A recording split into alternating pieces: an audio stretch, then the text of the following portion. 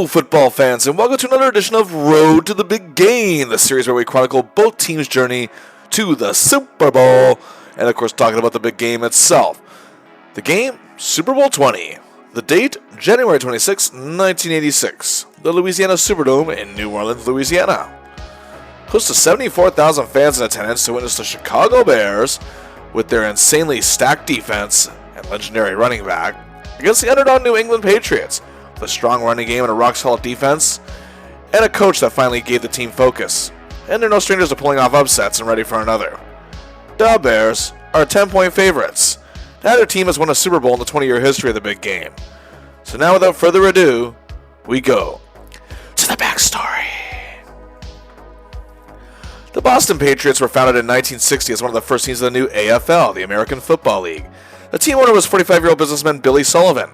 The first general manager was Edward McKeever, who had extensive college experience. Their first coach was Lou Saban, who had nearly a decade of college coaching experience. And their first season was rough, 5-9. McKeever was already done as GM, and so 5 games in the 1961 season was Lou Saban. Mike Ditka, who coached Boston College for 9 years and was the Pats running back coach, was named the coach and general manager. The team went 7-1-1 when he took over, but they lost division title by 1 game in 1961, missing the playoffs. They repeated the same record the following year, but again lost the division to the Houston Oilers. For 1963, they won their division titles with an even lower 7-6-1 record, and made it to the AFL Championship after beating the Bills in a tiebreaker playoff, but lost to the Chargers. They would never make the AFL playoffs again for the next 6 seasons. They would have 3 winning records and second-place finishes, but Ditka was dismissed after the 1968 season, and a new coach was hired in Clive Rush, who was the offensive coordinator for their prior year's Super Bowl and AFL champs New York Jets, who I recently covered on this channel. New general manager George Sauer Sr., a Jets executive, becomes a general manager. The team still went 4-10 in the AFL's final year. The Pats still had good players in this era. Quarterback Babe Parilli, 2-time rushing leader Jim Nantz, Pats icon star receiver Gino Cappelletti, defensive tackles Jim Lee Hunt, and Houston Antwin. And also Larry Eisenhower, center John Morris, and Hall of Fame linebacker Nick Buoniconti. The AFL and the NFL merged, bringing all 10 teams from the league into the NFL, making it a 26-team league, and the Pats joined as well. The Patriots, however, hit a new low in the NFL, going 2-12. Clive Rush quit during the season, citing medical reasons, and George Sauer was fired. However, this means they get the number 1 pick in the draft, first overall. And the top prospect was Heisman Trophy winning consensus All-American quarterback Jim Plunkett of Stanford. And on paper, he was the only one who should be taken at number 1, so indeed, the Patriots take him. In the second round, they make a really good pick, Texas Southern defensive lineman Julius Adams. He was all Southwestern Athletic Conference in 1968 and 1970, a towering 6'3" and 270 pounds, was able to burst through any blockers to get to a given QB. A much-needed boost to the Pats' defense. Sadly, the Plunkett area pretty much plunked. He wasn't a bad quarterback per se. He actually racked up some really good numbers in some aspects, but didn't really have the greatest team around him during his tenure from 1971 to 75. He had a good rookie season and suffered from inconsistencies and questionable team building. In 5 seasons, he threw a really good 9,932 yards, close to 10,000, and was in the top 10 in the league passing yardage each year from 71 to 74, and even finished second in 1973.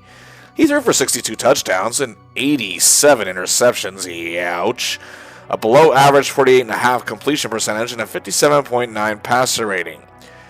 And sadly, dubiously, he was also top 10 interceptions every year from 71 to 74, finishing second in 1972 and first in 74. And again, this is not all on him. The Pats were a mess. Records of 6-8, 3-11, 5-9, 7-7, and 3-11 in those 5 seasons. No playoff berths. And Upton Bell didn't last as GM. He was gone by 1972. And Pete Haddisy was acting GM until 73, and coaches didn't fare much better. John Mazur was gone by 72, and Phil Bankston took over in late 1972, but he was gone soon after as well. Oklahoma Sooners coach Chuck Fairbanks took over as coach and general manager in 1973. Also, they were constantly trading draft picks. During the 1975 season, Plunkett injured his shoulder 5 games, and his time with the Pats was pretty much done after this. He was considered a bust. But during this era, Fairbanks and the Pats, they would make some good picks. In 1973, 4th overall, they took Alabama offensive guard John Hanna, A hard-nosed interior man, standing 6'2" and over 260 pounds, he was quick to the block, a powerful leg strength, and was able to stall in or push back defensive linemen significantly. The Pats desperately needed an O-lineman to build their trench around, and Hannah was the guy. His final year, he was a unanimous All-American. In 1971 was a first-team All-American, two-time first-team All-SEC in 1971 and 72, and second-team All-SEC even in his freshman year in 1970. He helped the Crimson Tide to 2 SEC titles in 71 and 72, was a well-versed athlete who also excelled in the discus throw, shot put, and amateur wrestling. He also graduated with a BA in journalism. He could be a big leader for this club. In 1974, in the second round, they took a linebacker, Steve Nelson, out of North Dakota State. A steal of a pick, a very quick off-the-jump tackler, and good at pass coverage as well. He seemed to have the perfect stature that the Pats defense needed. And in 1975, well, they made an excellent first-round pick with tight end Russ Francis out of Oregon. Let's take a look at who they took in the fifth round. That was Kansas State QB Steve Grogan, an agile big man who was a superb pocket passer, could take off on the run as well, and when he did, he was hard to bring down. In 3 years, he threw for 2,213 yards, 12 touchdowns, but also threw 26 interceptions, and only completed 44.7% of his passes. But he did run for 585 yards. His final year, he had 834 yards passing, 6 TDs, 6 interceptions, 46.5% completion percentage, and ran for 213 yards. Keep in mind he was only supposed to be a backup for Plunkett, but after the injury, he was thrust into the starting role. He did show a little bit of promise despite the 3-11 finish on the season. Hey, in 1976, the Pats achieved something they never have in the NFL, or since the AFL in 1963. They clinched the playoffs. Sam Cunningham and Andy Johnson, the Pats' running game, were amazing, and Grogan also helped lead them to an 11-3 record. They also made 2 big draft picks that year. In the first round, defensive back Mike Haynes out of Arizona State, first-team All-American, and another All-American and center Pete Brock out of Colorado. However, they were eliminated by the eventual Super Bowl champion Oakland Raiders. Fans for the Pats have been loyal, but they don't have a large fan base compared to the rest of the league. But fans in the region still went nuts for this team. The 1977 draft, it was very kind to the Pats. With 2 first-round picks again. This year, taken 16th overall, was defensive back Raymond Claiborne out of Texas, and he only had one mode: speed. 6 feet and 185 pounds. He started out as a running back, ran for 529 yards during his time there, and 8 touchdowns. He was first-team All-SWC in 1975 and second-team in 76. He also had the Longhorns to 2 SWC titles in 73 and 75, and also won the Astro Bluebonnet Bowl in 75. And to top it off, he was a track and field champion in 1976 and 77. He's being brought to the Pats to bring speed to their secondary to keep up with star receivers on the opposing end.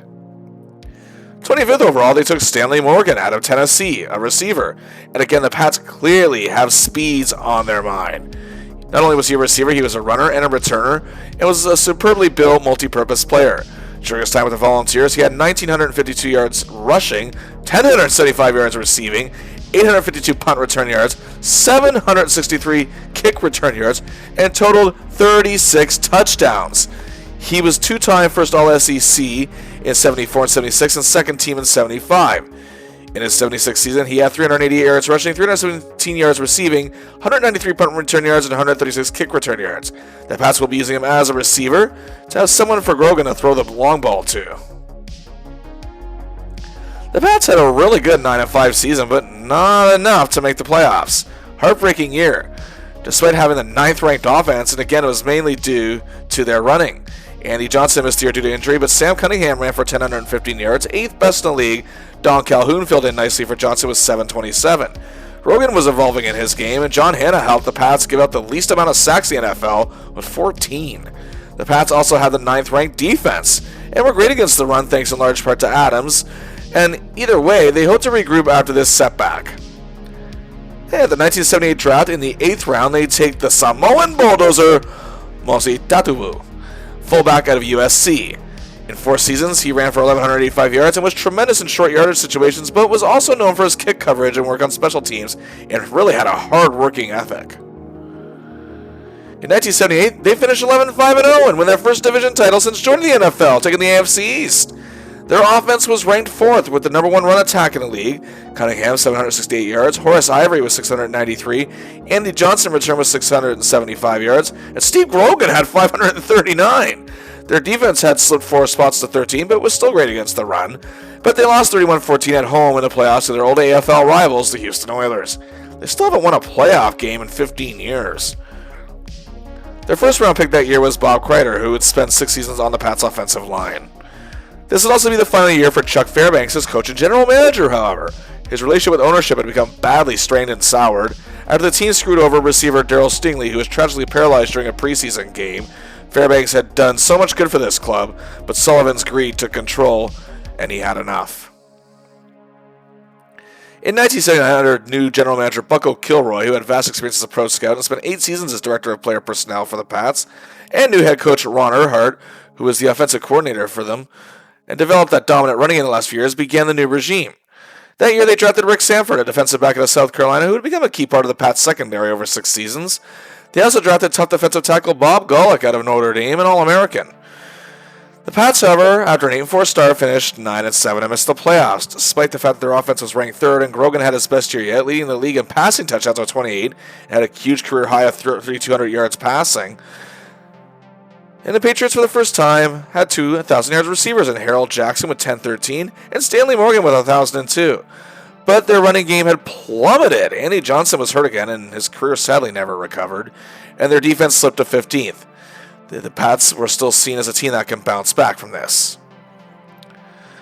Well, as the new decade was upon us, the 1980 NFL Draft took place, and 14th overall they took Roland James, defensive back out of Tennessee. He had size and speed, can hit, and can snag a pick, and keep up with any receiver, and cause fumbles. He was also an excellent returner with 356 punt return yards, most of which coming in his final year, where he was an All-American, and on top, 2-time All-SEC All-Star in 78 and 79.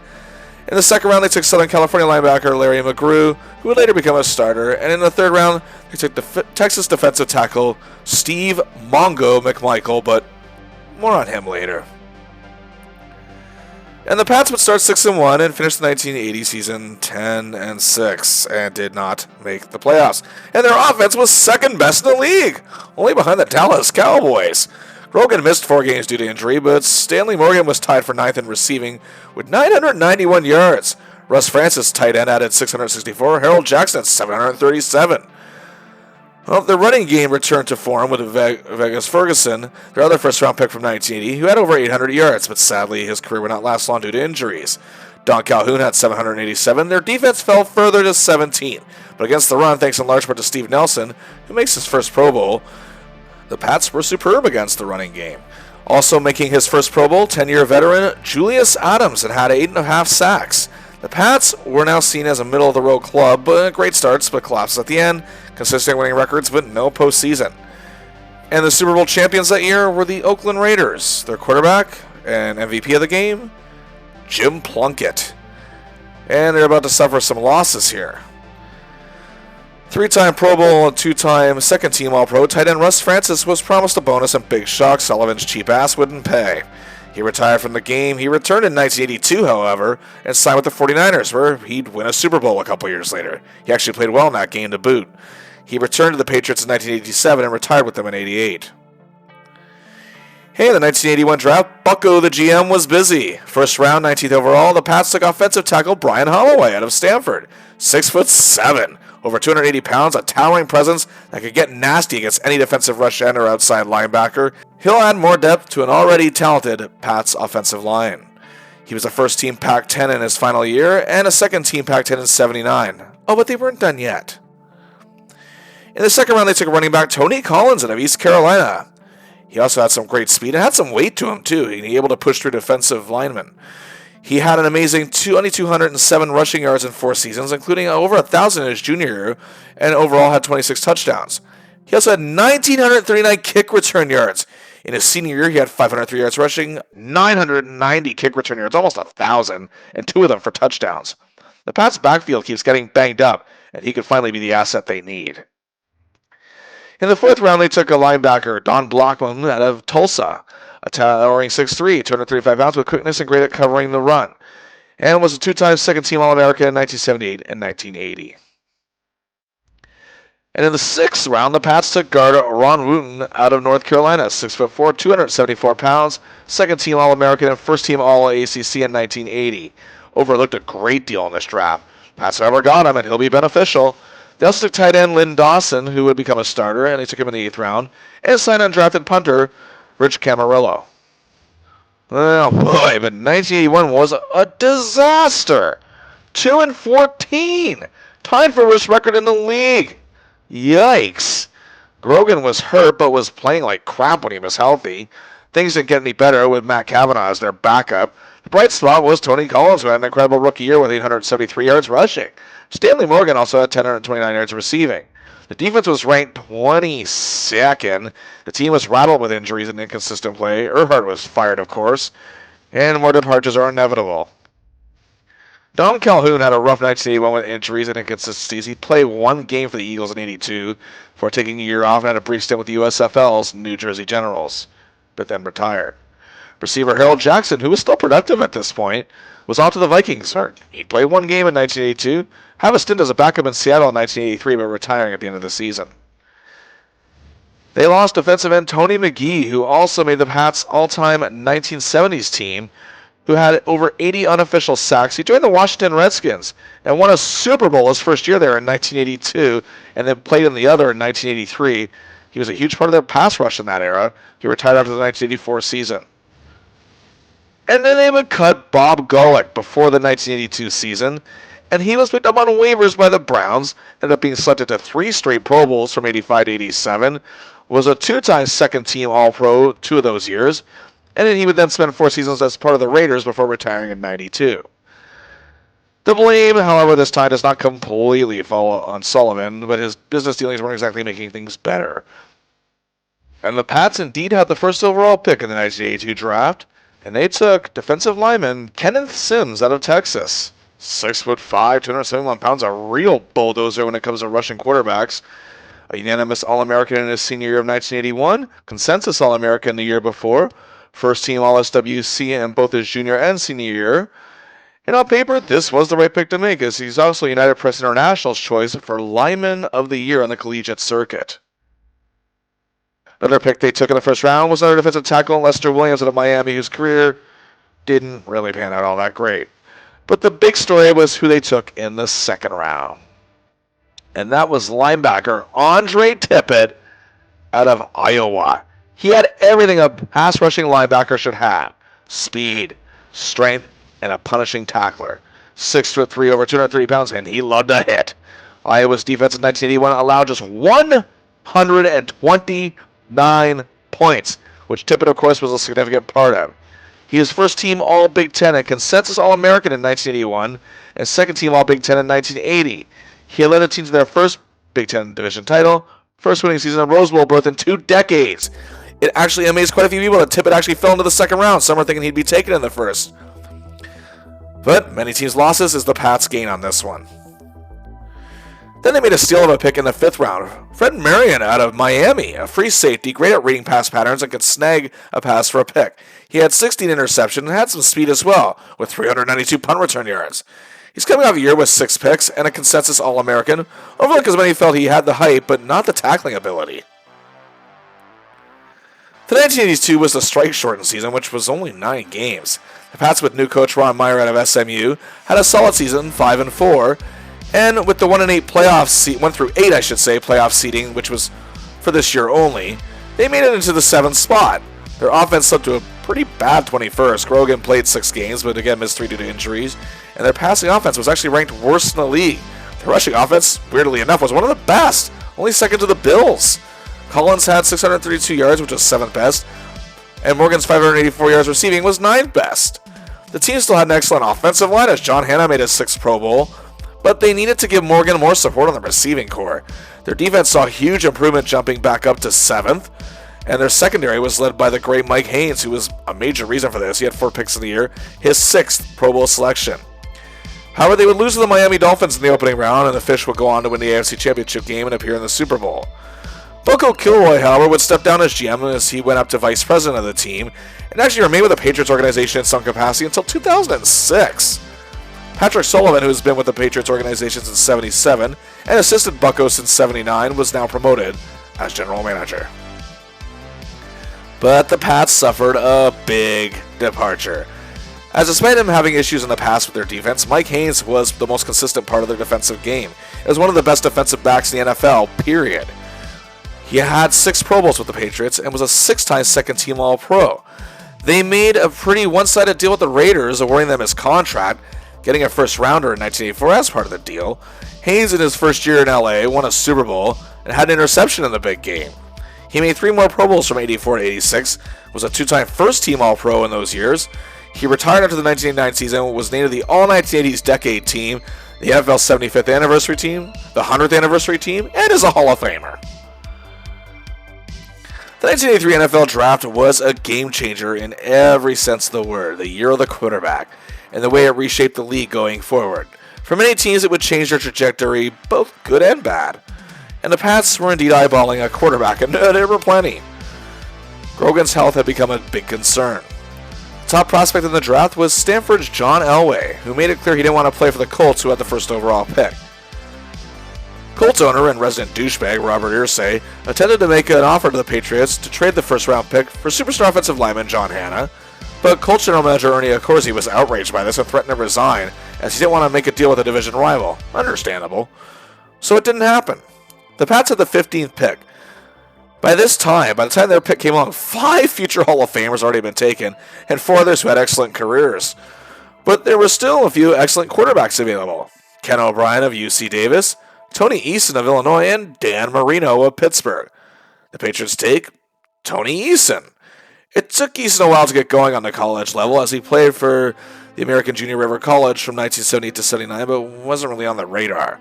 He transferred to Illinois in 1980, sat out the season, got the starting job in 81, and only played 2 seasons, but man alive did he make them count. He had a great deal of size in him as well, much like Grogan, 6'4" and over 200 pounds. He was hard to bring down and resilient, and while some say he didn't have the best arm, he did have great precision in finding his receivers. In 2 years, he has 6,608 yards, 37 touchdowns, an amazing 133.8 passer rating, 61.4 completion percentage, 3rd-team All-American in his final season, and Big Ten All-Star both years.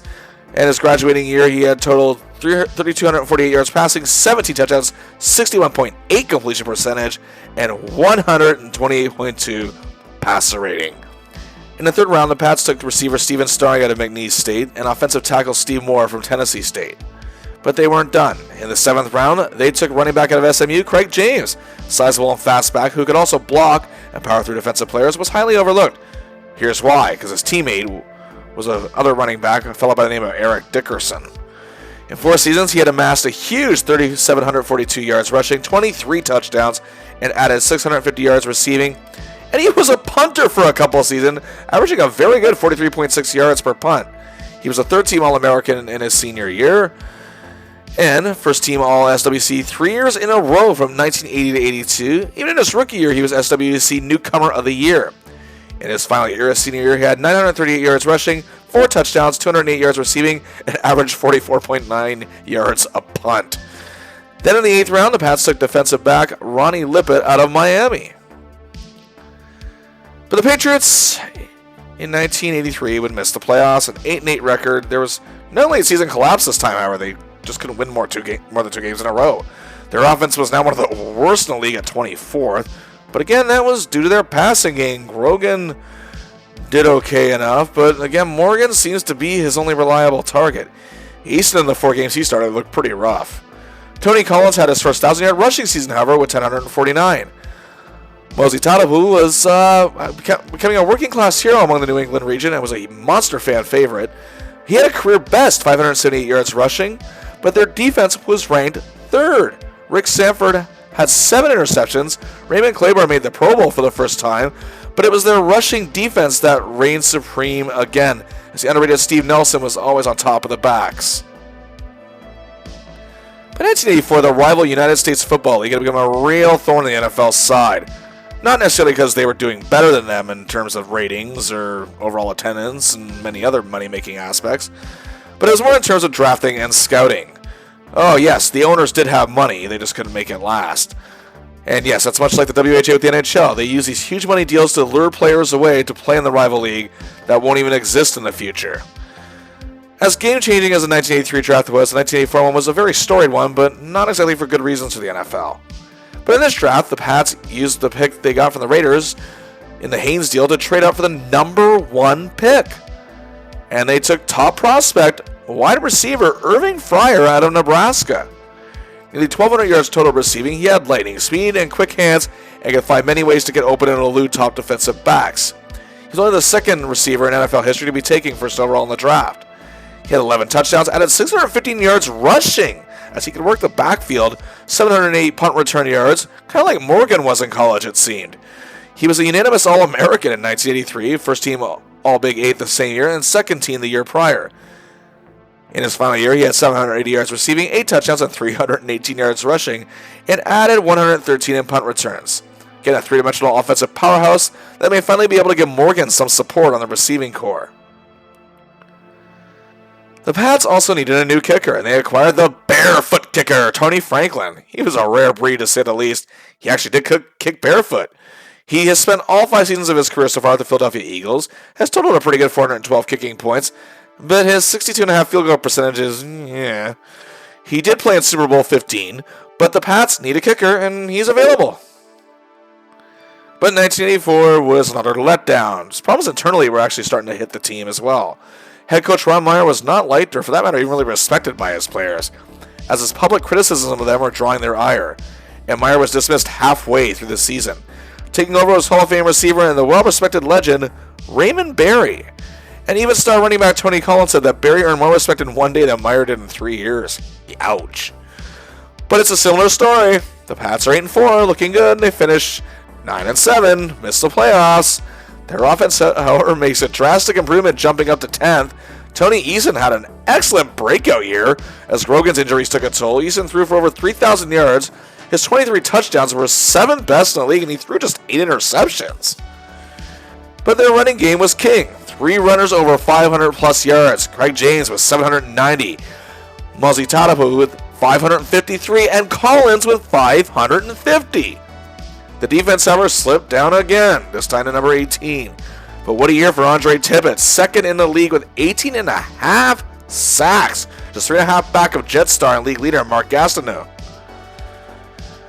Raymond Berry, as I mentioned, was a Hall of Fame player as a star receiver for the Baltimore Colts, and to this day is regarded as one of the greatest football players of all time. But he got right into coaching right after he retired in 1967. He had stints as receivers coach for the following clubs: Dallas Cowboys for a couple of years, and he went to the university level for 3 seasons in Arkansas.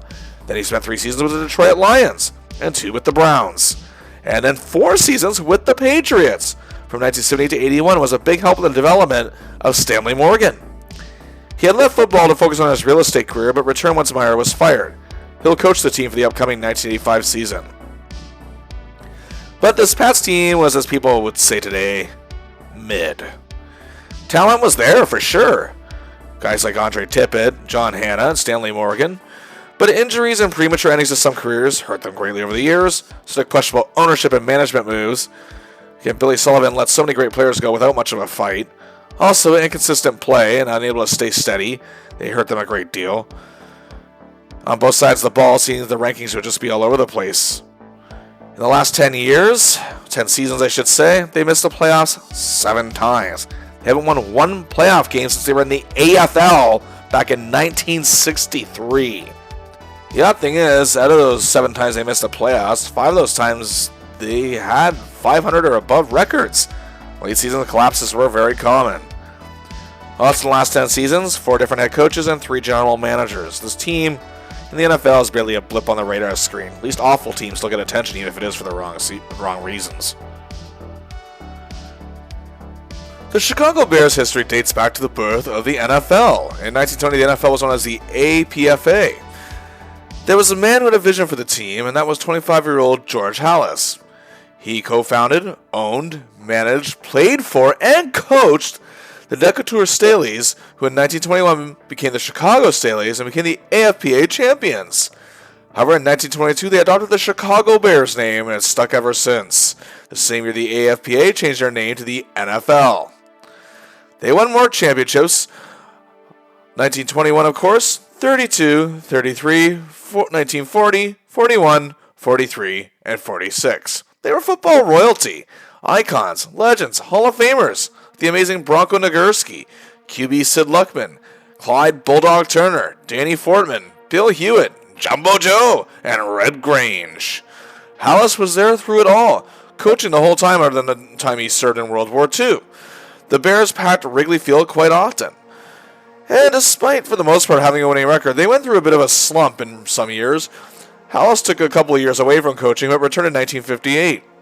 And in 1963, they won the NFL championship for the first time in 17 years. A tight defensive win over the New York Giants, 14-10. Many have called this Bears team one of the greatest defenses of all time. They had lineman the great Stan Jones, another Hall of Famer there with him, Hall of Famer Doug Atkins. At linebacker, the legendary Bill George. Joining him was Larry Morris, and the defensive back core led by Richie Pettibone. Now, they had some talent on offense as well, a tight end by the name of Mike Ditka. However, Chicago went on a downward slope. Players began to age. Ditka would eventually go to the Eagles, then for the Cowboys. For the remainder of the 1960s, they didn't make the playoffs. They had a few 500 or above seasons, but Hollis stepped down as coach after the 1968 season. By 1969, they were a god-awful 1-13. Oddly enough, during these bad days, they not only had two of the best players in their history, but two of the all-time greats in NFL history, including great running back phenom Gale Sayers and vicious linebacker Dick Butkus. Sayers was truly a unique talent, a 4-time Pro Bowler, 5-time first-team All-Pro. Sadly, knee injuries caused him to retire at the age of 28 in 1971. However, he was named the NFL's 50th, 75th, and 100th anniversary teams. Butkus was as aggressive as they come on that field, but he too was forced to retire young because of a knee injury. He was an 8-time Pro Bowler, 5-time first-team All-Pro, 3-time second-team All-Pro, and named to the 75th and 100th anniversary teams. Both men are Hall of Famers, and they both had their numbers retired by the Bears organization. After their abysmal 1969 season, things didn't get much better for the Bears in 1970, and Hollis was taking a lot of criticism for some of his decisions. After such an awful year, they went to the 1970 draft without a pick until the 3rd round. Needless to say, they had a bad year the following year, finished 6-8, still okay, an improvement, but not quite enough. They did move to their new home, Soldier Field, in 1971 after playing at Wrigley for nearly 50 years. But as on their 6-8 finish, Jim Dooley was fired as coach. In 1972, Abe Gibran took over, and didn't fare much better. They finished 4-9-1. Their draft picks also don't seem to be panning out very much, but they made a smart pick in 1973, taking defensive end Wally Chambers out of Eastern Kentucky, easy for me to say. But they were even worse, finishing 3-11. Then in 1974, they took linebacker Wayman Bryant, whose career lasted 4 years, when future Hall of Famer Randy Gradishar was still not taken. They finished 4-10. Gibran was at last dismissed. Hollis and his son George Jr. normally looked after the day-to-day general manager duties together, but they hired Jim Finks that year as well. And Finks worked as a general manager in the Canadian Football League for the Calgary Stampeders and for the Minnesota Vikings the past 6 seasons, helping build a team that made them very successful. The Bears hadn't made the playoffs since winning the NFL championship in 1963. At the 1975 draft, Finks and Hollis need to make a splash, and they had the 4th overall pick. So they took, from Jackson State, the man they call Sweetness, running back Walter Payton. Considered small for the era, despite having some weight on him, he was pretty good at blocking. He did play a pinball style where he could bounce off tacklers. He had power, he was agile, and was durable when it came to taking punishment and staying healthy. And he was also great at short pass patterns. His numbers during his 4 years were an insane 3,600 rushing yards, including back-to-back 1,000-yard seasons in his junior and senior year. 63 touchdowns, including 24 in his junior season. He was a second-team Little All-American in 1973 and a first-team Little All-American in 1974. He possessed what many called an athletic grace. Some speculate that's where his name Sweetness came from. Also due to his, off-the-field personality, but some say it was more an ironic description of his aggressive style. He was coming off a season of 1,029 yards rushing and 19 touchdowns. This indeed is the very splash the Bears need to make. And they also took Mike Hartenstein later in this draft, consensus All-American defensive end out of Penn State. But under new coach Jack Pardee, the Bears still sucked in 1975. Despite Peyton having a good rookie year, they were 4-10 again. And the Bears didn't make much of a splash at the 76 draft either, but the Miami Dolphins in the 10th round took Yale receiver Gary Fensick, who was really good. In 3 seasons, he racked up 1,435 yards, 7 touchdowns, was first-team All-East in 1975, coming off a season of 729 yards receiving and 3 touchdowns. But the problem was he kept getting passed up because scouts and GMs felt he was too small to be a receiver. So the Dolphins actually wanted to transition him into a defensive role. He injured his lung, however, in a preseason game and was released.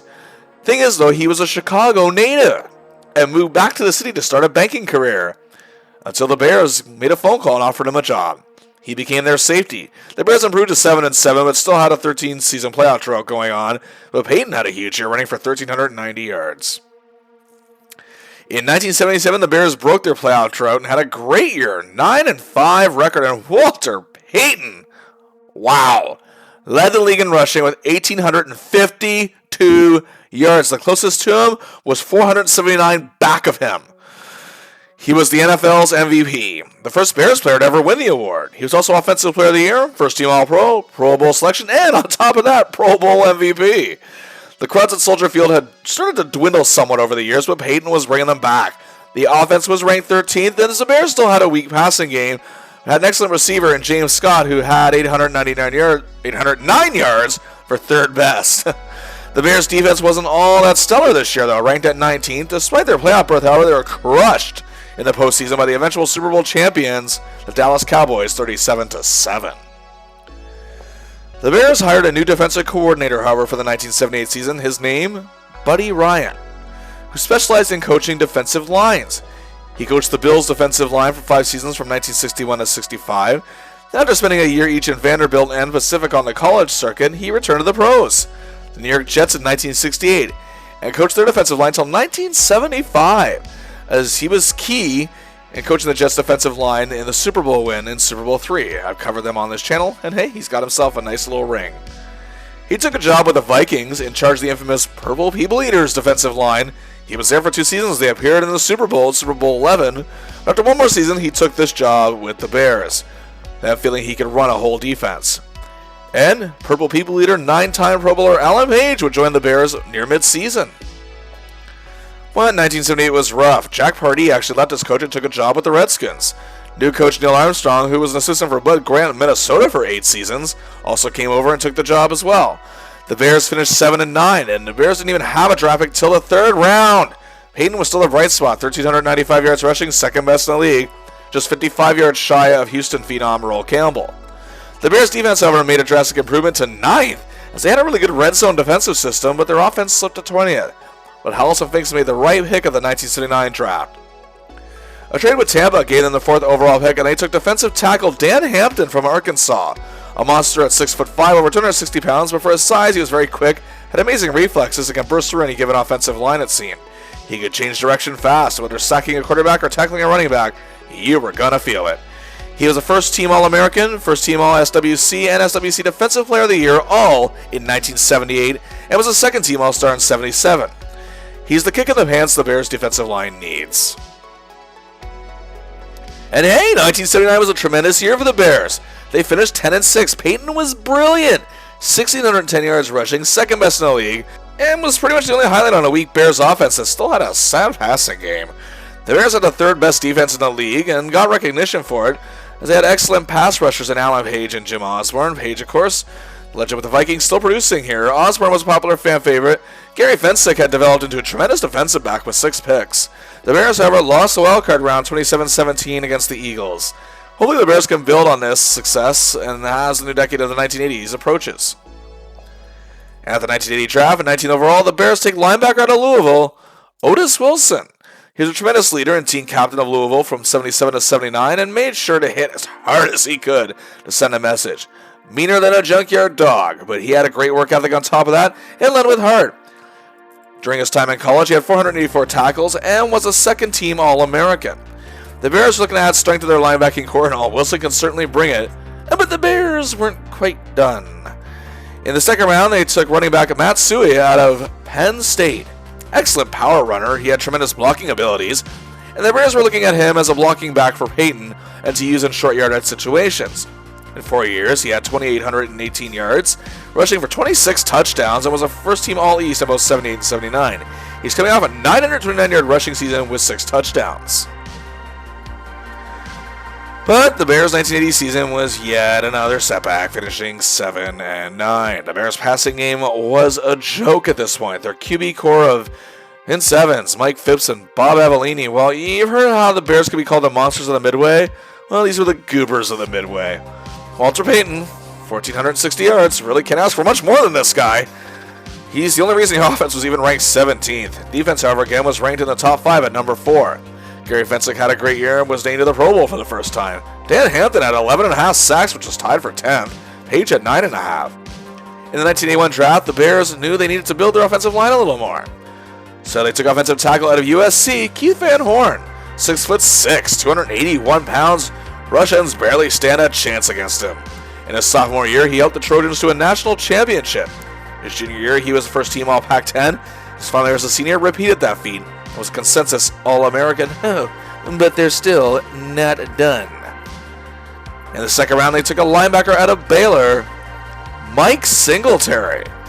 Overlooked because of questions about his height, if you can believe that.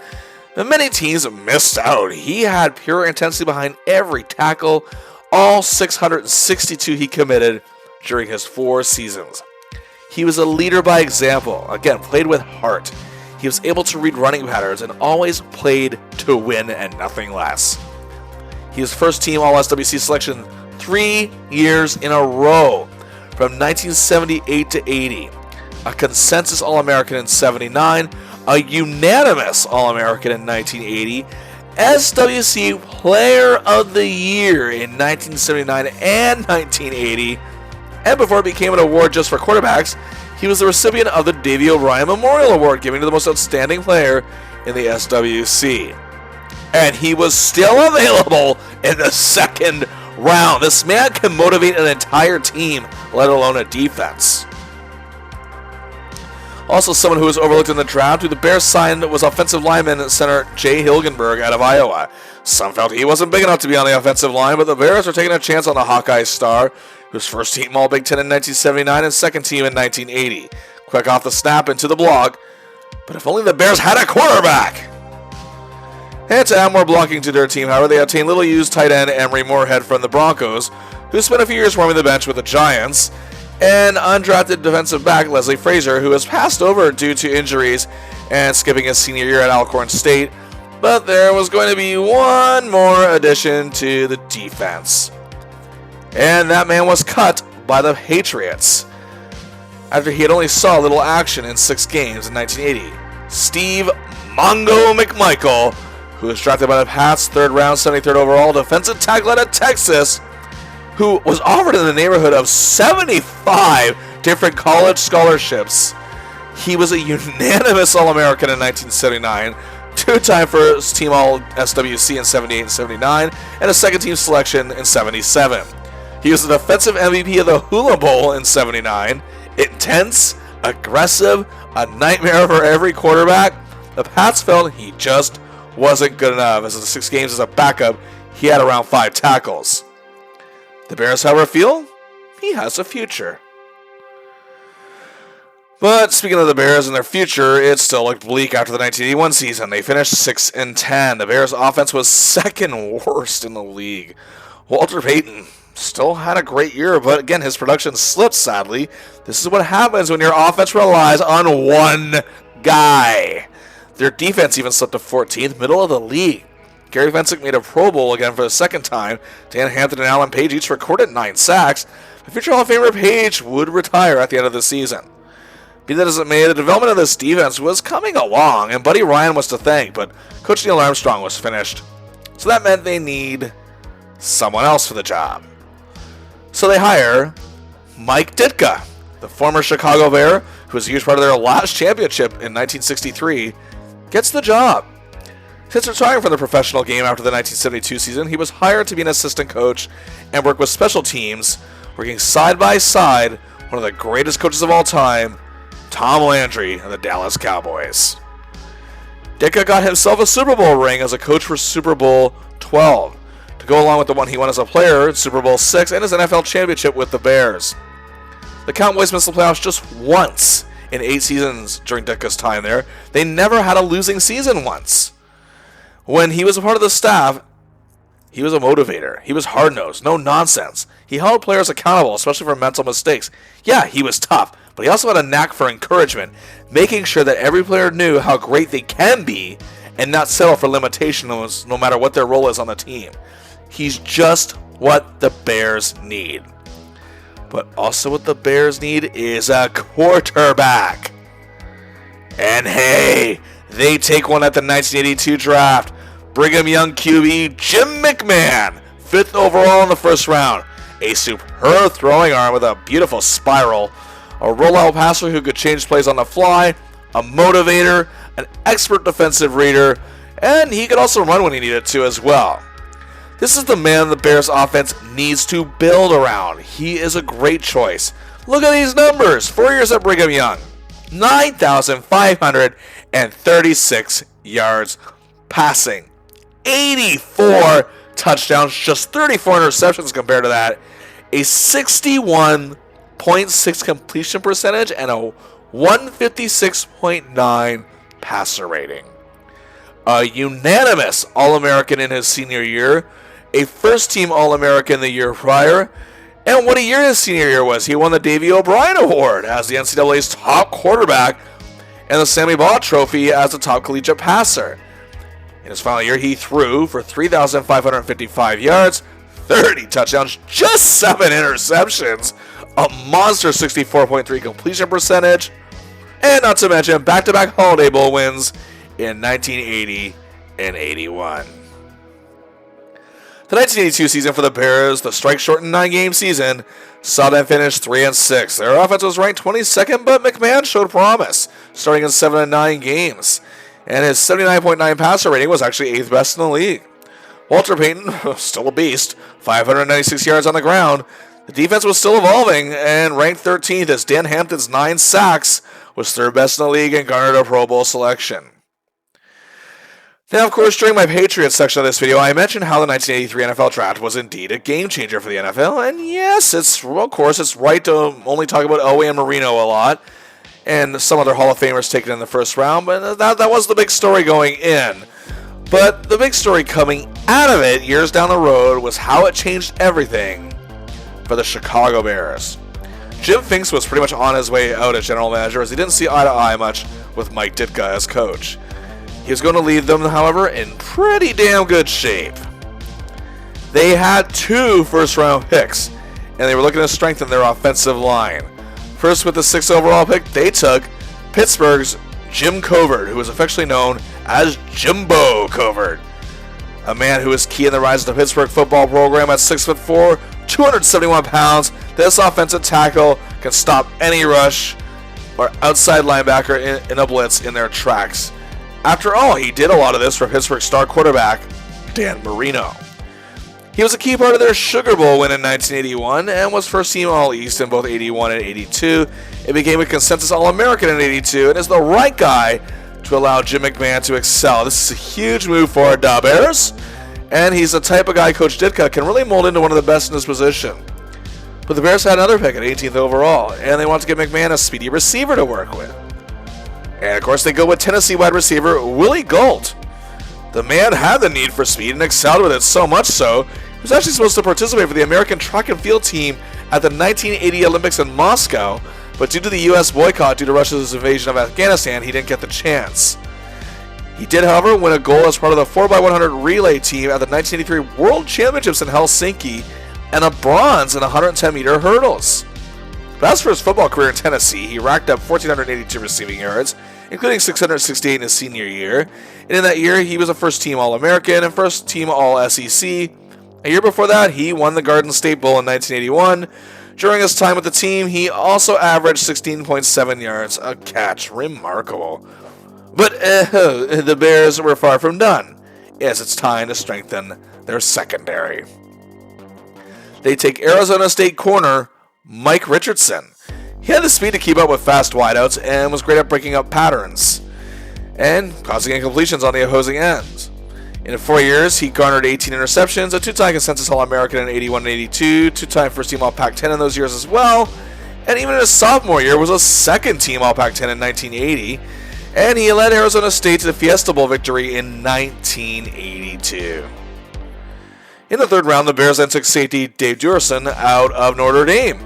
He had good size and speed and tremendous tackling abilities and could cover heavily against the deep ball. For the Irish, in 4 years, he had 12 interceptions, including 7 in his senior year. He's also an excellent punt returner with 869 total yards, 245 in his senior year, and in that year, he was a first-team All-American. In the 4th round, they decided to add more strength to their offensive line, taking Duerson's teammate Tom Thayer out of Notre Dame.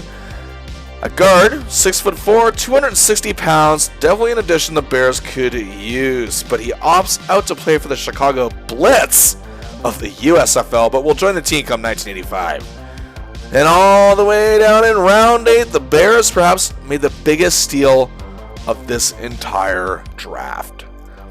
At 203rd overall from Tennessee State, Richard Dent at defensive end. Speed, a great tackler, great reach with his hands, can either dodge or power through offensive linemen, can either take the quarterback down or cause him to make a costly mistake. And speaking of costly mistakes, so many teams made one passing on him. The 8th round had more plans for the Bears. They took Mark Bortz, a guard out of Iowa, who was taken 219th overall, and at 6'6", 280 pounds, is about as big as an offensive tackle, actually. A second-team All-American in his final year, and first-team All-Big Ten in both 81 and 82. The Bears are making out like bandits here. And they also took undrafted receiver Dennis McKinnon out of Florida State. Out of this success, Jim Finks resigned as the season approached, and Bears treasurer Jerry Vainisi took over. The 1983 season saw some improvement. The Bears finished 8-8. They actually really got hot at the end of the season. But of course, they still missed the playoffs for the 4th straight year. The offense is making small improvements, but still only sits at number 20. Walter Payton is still showing that trademark sweetness in the backfield, scampering for 1,421 yards, 4th best in the NFL. Willie Gold actually had a really good rookie season, 836 yards receiving, showing great speeds, burning star defensive backs. And the defense was ranked 5th. Great on all ends. Leslie Frazier had 7 picks, tied for 6th best. Mike Hartenstein had a career-high 12 sacks. Steve Mongo McMichael had 8.5 sacks, and linebacker Mike Singletary had a great year making his first Pro Bowl. Are things coming together at last for the Monsters of the Midway? However, the 1983 season also saw a heartbreaking loss. George Halas passed away on October 31st, 1983, at the age of 88. He was the man who started it all. The man who built a legacy and made Chicago into the football town it is. The man who is behind many decisions that made this team successful. Made many legends, gave them opportunities, brought championships. Hall of Fame careers of a lot of these players. It was a loss the entire city and surrounding areas mourned heavily. His daughter, Virginia Hallis McCaskey, along with help from her husband Ed, took over day-to-day ownership of the club, which Hallis held to the very end. However, in the ill-fated 1984 draft, the Bears were one of the teams that lucked out. As 11th overall, they took linebacker Wilbur Marshall out of Florida. A fast, efficient tackler with speed, great eyes, focus, and able to read a pattern. He's also great in pass coverage to boot. He garnered 343 tackles and 4 interceptions. He was very popular among Gators fans, and was considered to be the best defensive collegiate player in the country by 1983 by many experts. He was first team All-SEC 3 straight years from 1981 to 83, and a consensus All-American in 82 and 83. And they also took safety Sean Gale. What a year 1984 was for the Bears. 10-6. First place in the NFC Central and their first division title since 1963.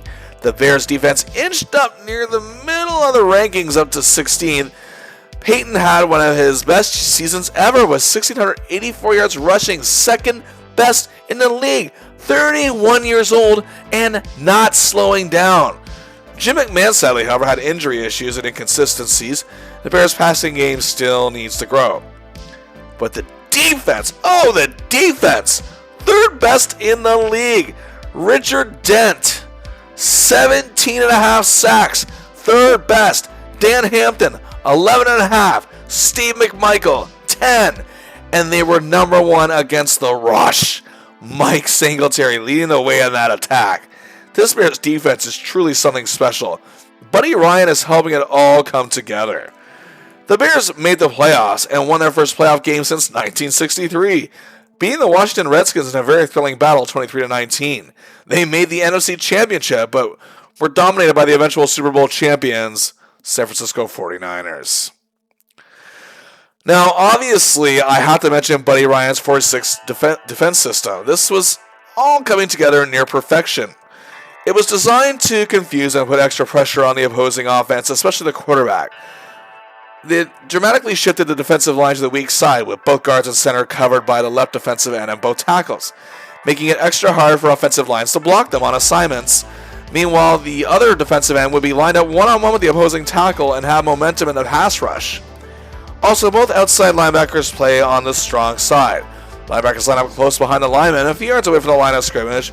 The goal was to get to the quarterback quick or disrupt a running play by rushing anywhere from 5 to 8 defenders. The key was to outman and overwhelm even the best offensive schemes in the league. The system allowed the corners to play man-free and bump-and-run coverage, and it can allow the defense to take away a quarterback's decision-making abilities, disrupting short routes. This forced many running-savvy offenses to be forced to throw the ball, and it worked tremendously. This will be the key for the Bears going forward as we approach 1985. So came the 1985 NFL Draft on April 30th, 1985. The Bears would have the 22nd overall pick, and the Pats would have the last pick of the first round at 28 due to the trade with San Francisco.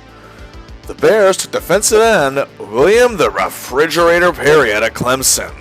The Pats took offensive lineman center Trevor Maddock out of Brigham Young. Maddock was a third-team All-American, but won't be seeing much playing time in his rookie year. But let's take a closer look at the man they call the Fridge. Well, there's a reason they call him the Fridge. 6'2", 335 pounds, brute force, sometimes had to be double-teamed by offensive linemen, and even that didn't always work. He's also quite fast and agile for his size in his collegiate years. It can knock just about anyone down. At Clemson, he was a first-team All-American in 1984, consensus All-American in 83. Even his sophomore year in 1982 was a third-team All-American. In those years from 82 to 84, he was a first-team All-ACC selection 3 years in a row. However, Buddy Ryan outright called Perry a waste of a draft pick. Ditka pretty much told him where he could stick it. But Ditka and Ryan didn't see eye to eye on much, and the camps of the offense and defense were actually separated between the two coaches. Wonder how this will work going forward. The Pats, however, did make a very good pick in the second round. They took defensive end out of Stanford, Garen Veras. He had great speed to excel towards a given QB and had tremendous athleticism, as he had success in track and field as well. The Pats' defensive line definitely needs some more depth, and no doubt Veras could bring it. A second-team All-American and first-team All-Pac-10 in 1984. With the departure of kicker Robert Thomas, the Bears decided to take Kevin Butler out of Georgia, one of the best kickers available in the draft. He booted 353 points for the Bulldogs, a 78.6 field goal percentage, and coming off a senior year of 92 points and an 81.6 field goal percentage. He helped the Dogs to a Cotton Bowl title in 1983 and a Citrus Bowl title in 84, a consensus All-American in 84, third-team All-American in 83, 3 first-team All-SEC selections in his freshman year in 81, as well as 83 and 84, and it was a second-team selection in 82. Also, the Bears needed a punter and acquired Maury Buford, who spent 3 seasons with the Chargers. But how do the odds makers feel about our respective clubs in this story? Well, they have high hopes that the Bears can make a run for it. They were given the 5th best odds in the league at 1,000 to 1 to winning the Super Bowl. Only the rising Seahawks, the dominant Raiders, defending AFC champion Dolphins, and defending Super Bowl champion 49ers have better odds. The Pats are pretty much right in the middle, 14 out of 28 teams, and given the odds of winning the Super Bowl, but many feeling they have a slight chance to make the playoffs. The Pats' offense has gotten stronger, Eason is evolving nicely, and their defense could grow into something more. The players also have a coach they really respect highly in Raymond Berry. While the Bears have a revolutionary game changing the defensive system as we know it, but their offense is mainly only highlighted by, well, one of the greatest running backs of all time, but still could use a little bit more. But the two men who have molded this team, head coach Mike Ditka and defensive coordinator Buddy Ryan, are not on the same page, but it seems the players are. Indeed, we are now ready for opening week. We start with the New England Patriots, and on September 8th, they open their season with a meeting against the Green Bay Packers at home. Eason gets to start at quarterback, and the Pats' defense is doing a great job getting to Packers quarterback Lynn Dickey. The Pats had a 12-0 lead at one point, and led 19-6 at the half. They would later take a 26-6 lead, but the Pack nearly came back. Thankfully for the Patriots, however, it was too little too late. They held on to win 26-20, and Eason played pretty well, 21 for 28 for 241 yards and a touchdown and 1 pick. And he was also sacked, however, 4 times. Craig James had a great game, 11 carries for 99 yards. That included a 65-yard touchdown run in the fourth quarter that gave the Pats a 26-6 lead. Tony Collins added 64, and overall, New England had 208 yards on the ground. But this Pats defense is insanely good. They obtained 7 quarterback sacks, 3 for Andre Tippett, who has become the biggest star in this defense, and 3 for Don Blackmon as well. And in this very first game, Garen Veras obtained a sack. Also, the Pats defense held the Packers to just 58 rushing yards. Meanwhile, in Chicago, the Bears are playing host to the sad-looking Tampa Bay Buccaneers club. This should be easy peasy for the Bears defense. Not exactly. The Bears did put a lot of pressure on Steve DeBerg, but the Bucs' running game was really dominant on this day. The Bears trailed 21-7 at one point and 28-17 at the half. Also, Tampa's defensive line was all over Jim McMahon. But in the second half, the story changed. Tampa's offense was shut down completely. Leslie Frazier's 29-yard interception return turned it around, and the Bears' offense responded. And the Bears win their season opener 38-28, a little more difficult than they thought. Either way, McMahon was 23 for 34 for 274 yards and 2 touchdowns and a pick. And despite taking some punishment, thrived in the end. He had 8 different players he threw to, 6 had 25 or more yards. And how sweetness it is! Walter Payton still got it. 17 carries, 120 yards, 7.1 yards a carry on average. 32 and running like he's 22. And the Bears defense, despite the rough start, got it together in the end. Richard Dent led the way. He had 2 sacks on Steve DeBerg. And the whole game, the Bears defense did put excellent pressure on the QB. Frazier and Fensick each had a pick.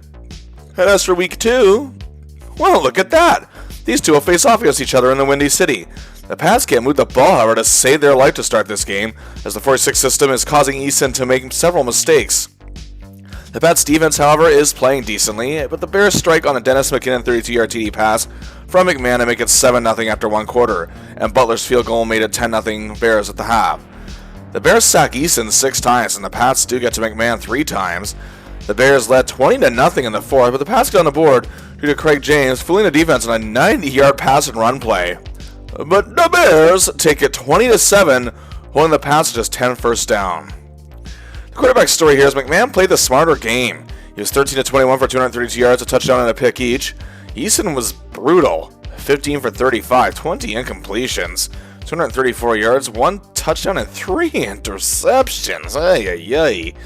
The Bears' running game, however, was still good, still scampering for 160 yards as Peyton Sue and Thomas Sanders all had more than 35 yards each. The defense was the story of this game on both sides of the ball, and wow, what a game from Mike Singletary as he blitzed in with 3 sacks, also had an interception, and helped ground the Pats' running game to a mere 27 yards. Also, Den had a sack and an interception. Fensick got another interception, while Wilbur Marshall and Otis Wilson each had a sack.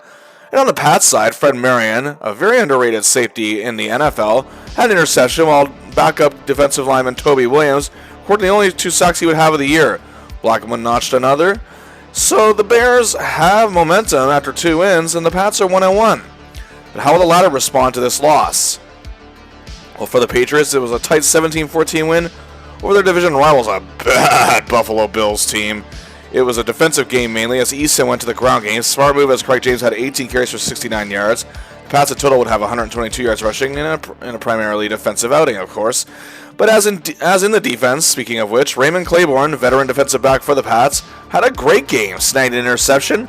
But the Patriots defense was led by veteran linebacker Steve Nelson, held the Bills' ground game at just 55 yards. The Patriots defense so far looking solid this season. But week 4 was a disaster.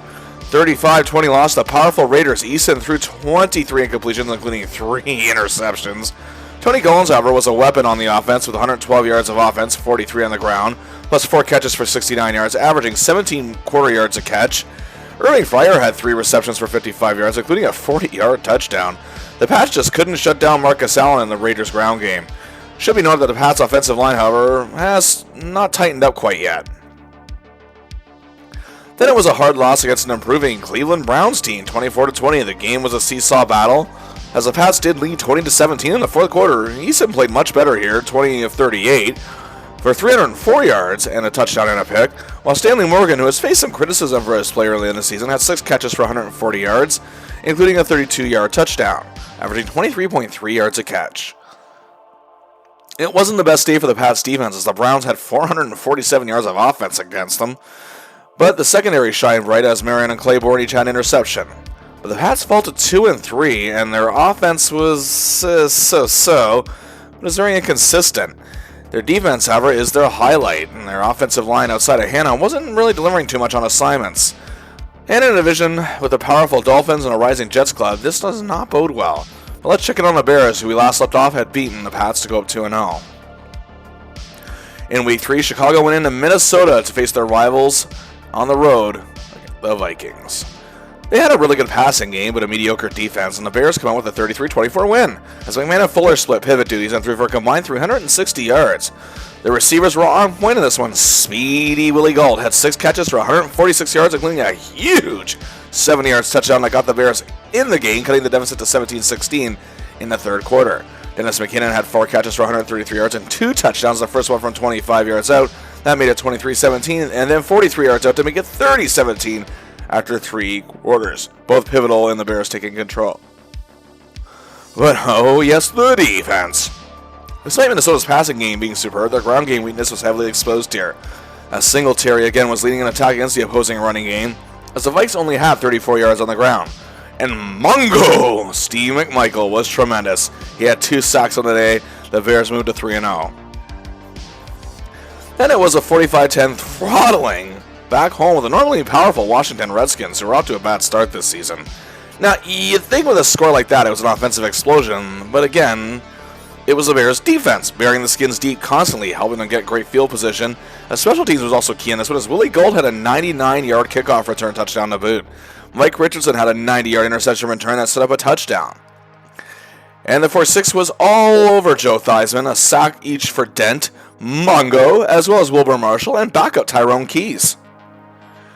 Then the undefeated Bears then traveled to Tampa to face the winless Buccaneers, and like the season opener, however, the Bucs put up a fight. They led 12-0 in the second quarter and 12-3 at the half, but the Bears roared back. And while Tampa didn't give out, Chi-Town still comes up with the win, 27-19. McMahon was really good here, 22-34 for 292 yards, a touchdown, but he did throw 2 interceptions. His target this game was actually tight end Emery Moorhead, who was able to fool Bucs defenders, having 8 catches for 114 yards on the day. But again, the defense. Oh, the defense. Dave Durson caught an interception, as did Leslie Frazier, but Mike Singletary, my goodness, he's just a monster out there. He and Tampa only rushing for 27 yards, and it should be noted, considering how well Tampa's running game played against the Bears in the opening week, Tampa's best weapon on this offense was indeed running back James Wilder, who had 1,300 yards rushing that year. Well, the Bears now moved to 5-0, and now we go back to the Pats, where we last left them. It's a sad-looking 2-3. Well, they rebound with a low-scoring 14-3 win against the winless Bills. And an old familiar face took charge of the offense, as Easton got out to a rough start. Veteran Steve Grogan in his 11th season came in. The Patriots won 14-3, and while their offense didn't put up a lot of points, Grogan lit a fire under the team. He was an amazing 15 for 19 for 282 yards, a touchdown, and no interceptions. Irving Fryer had 6 catches for 132 yards, including a 56-yard touchdown from Grogan. The Patriots defense was insanely good again here on this day, holding the Bills to less than 200 yards of offense. A sack each, one for 15-year veteran Julius Adams, another for Larry McGrew, one for Steve Nelson, and one for Kenneth Sims. Also 2 picks in the day, one for Roland James, which was returned for 39 yards, while Claiborne returned his for 27 yards, and a touchdown! Oh boy, this Pats defense was pretty damn good. But on Week 7, on October 20th, the Pats come face-to-face with their division rivals at home, the New York Jets. The Jets are a revamped club who come into this game at 5-1, led by 1983 first-round quarterback Ken O'Brien and veteran star receiver Wesley Walker, and the defense led by one of the true greats of that era, Mark Gastineau. This is a huge game for the Pats if they want to gain for the ground in their division. A very defensive game at first. The Pats led 6-3 at the half due to 2 field goals. It was 6-6 after 3 quarters. In the fourth, Grogan, who was not playing all that well, hit Irving Fryer from 36 yards out to make it 13-6, but the Jets would tie it. Late in the game, the Pats' running game became a factor as Grogan ran in from 3 yards out to give the Patriots a huge 20-13 win over the Jets. Craig James, 22 carries, 94 yards, and was a consistent offensive workhorse on this day, while Stanley Morgan, 3 catches for 71 yards, 23.7 yards a catch. But Andre Tippett, oh my goodness, another great game. As the Pats defense sacked O'Brien 5 times, Tippett had 3 on the day, and when he wasn't doing that, he was constantly in Kenny Boyd's face, frustrating him, causing him to make many mistakes. This huge win moves the Pats to 4-3. And now New England made easier work of the Buccaneers than the Bears did after that, beating them on the road 32-14. But again, the Bucs, easy for me to say, did lead 14-0 early on. Grogan played better, and the two backs were the big highlights. Tony Collins, 164 yards of offense, 55 yards of 10 carries, and 6 catches for 109 yards, including an 11-yard touchdown that closed Tampa's lead to a point. Meanwhile, Craig James, 96 yards on 15 carries, 6.4 yards a carry, and 2 touchdowns from both 8 and 22 yards out. And whoa, what a game for Don Blackman. He had an interception and added the final insult near the end of the game, sacking Steve DeBerg in the end zone for a safety, making it 32-14. Now the Patriots have won 3 in a row and sit up 5-3. Oh, but here we go. On November 3rd for Week 9, New England is set to host their division rivals, the defending AFC champion, Miami Dolphins, led by a phenom by the name of Dan Marino. The Fish actually had an identical 5-3 record with the Pats going into this one, as their start seems to be somewhat of a disappointment to some, as they don't look as dominant. The Jets, however, at this point held first with a 6-2 record still. The Dolphins led 10-0 and then 13-3 after the third. Grogan was playing poorly, but Craig James was not. The Pats roared back in the fourth, and Marino was now facing a lot of pressure. The Patriots sacked him 3 times, a little more pressure because the Dolphins had the best offensive line in the league and hadn't given up the least amount of sacks. They also intercepted Marino twice. Backup Craig Hawthorne's only catch of the game was a 28-yard touchdown pass from Grogan to close the gap to 13-10. But then late in the game, Grogan plunged in for a 1-yard TD. And now the Pats have 2 huge wins over their division threats. This one is 17-13 final. Craig James, oh, how impressive was he? 23 carries, 119 yards. What a huge game. But the Patriots defense was tremendous. A sack each for Tippett, Adams, and Sims, as well as Roland James and Rod McSwain snagging a pick from the great Marino. Huge game as the Patriots defensive play is starting to gain some notice in the NFL, especially after this win. That's now 4 wins in a row for the Patriots. Then the Pats completely destroyed their division rivals, the Indianapolis Colts, 34-15 at home. 7 sacks. 3 for Andre Tippett, 2 for Don Blackman, and 2 for rookie Garen Veras. This Pats defensive core is really tipping the scales in their favor during this hot streak. And that secondary, oh boy, Brandon Claiborne, an interception each. And on the offensive side of the ball, another great game for Craig James. 18 carries, 92 yards, and Stanley Morgan, 7 catches for 120 yards, including a 26-yard touchdown pass, and averaging 17.1 yards a catch. Then in a game against a good yet inconsistent Seahawks club in Seattle, the Pats defense again took control, sacking poor Dave Craig 5 times in a 20-13 win. Tippett is having an epic year as he garners 2 sacks. Veras making a case for Defensive Rookie of the Year with 2 sacks himself, and Blackmon gets the other. But safety Fred Marion stole the show. He's having the best year of his career. 2 interceptions returned for a combined 115 yards, giving his team the advantage at crucial moments. The big offensive weapon for the Pats this week is Irving Fryer, 5 catches, 82 yards. And with his game tied 13-13 in the fourth, he caught a 13-yard touchdown pass to give the 2013 win. So that is now the Patriots' 6th straight win. They sit at 8-3, and NFL media pundits and experts are stunned. They are tied with the New York Jets with the same record, but the Jets, due to tiebreaker rules, still currently reign in first. But they're in good position, but obviously the Dolphins can't be counted out. And now we go back to the Bears, who are 5-0 when we last left them. And going into Week 6, the Bears look for revenge as they travel to San Francisco to face the very team that ended their championship dreams last year, the defending Super Bowl champions, the 49ers. They're led by the great Joe Montana at quarterback, offensive multi-weapon Roger Craig, and a rookie receiver named Jerry Rice. And a defense perhaps only second to the Bears, linebacker Keena Turner leading a tremendous rush attack, and a tremendous secondary with safeties Carlton Williamson and the great Ronnie Lott. And after failing to do so last year in the NFC Championship, that defense found a way to get to Montana, causing him to make all kinds of mistakes.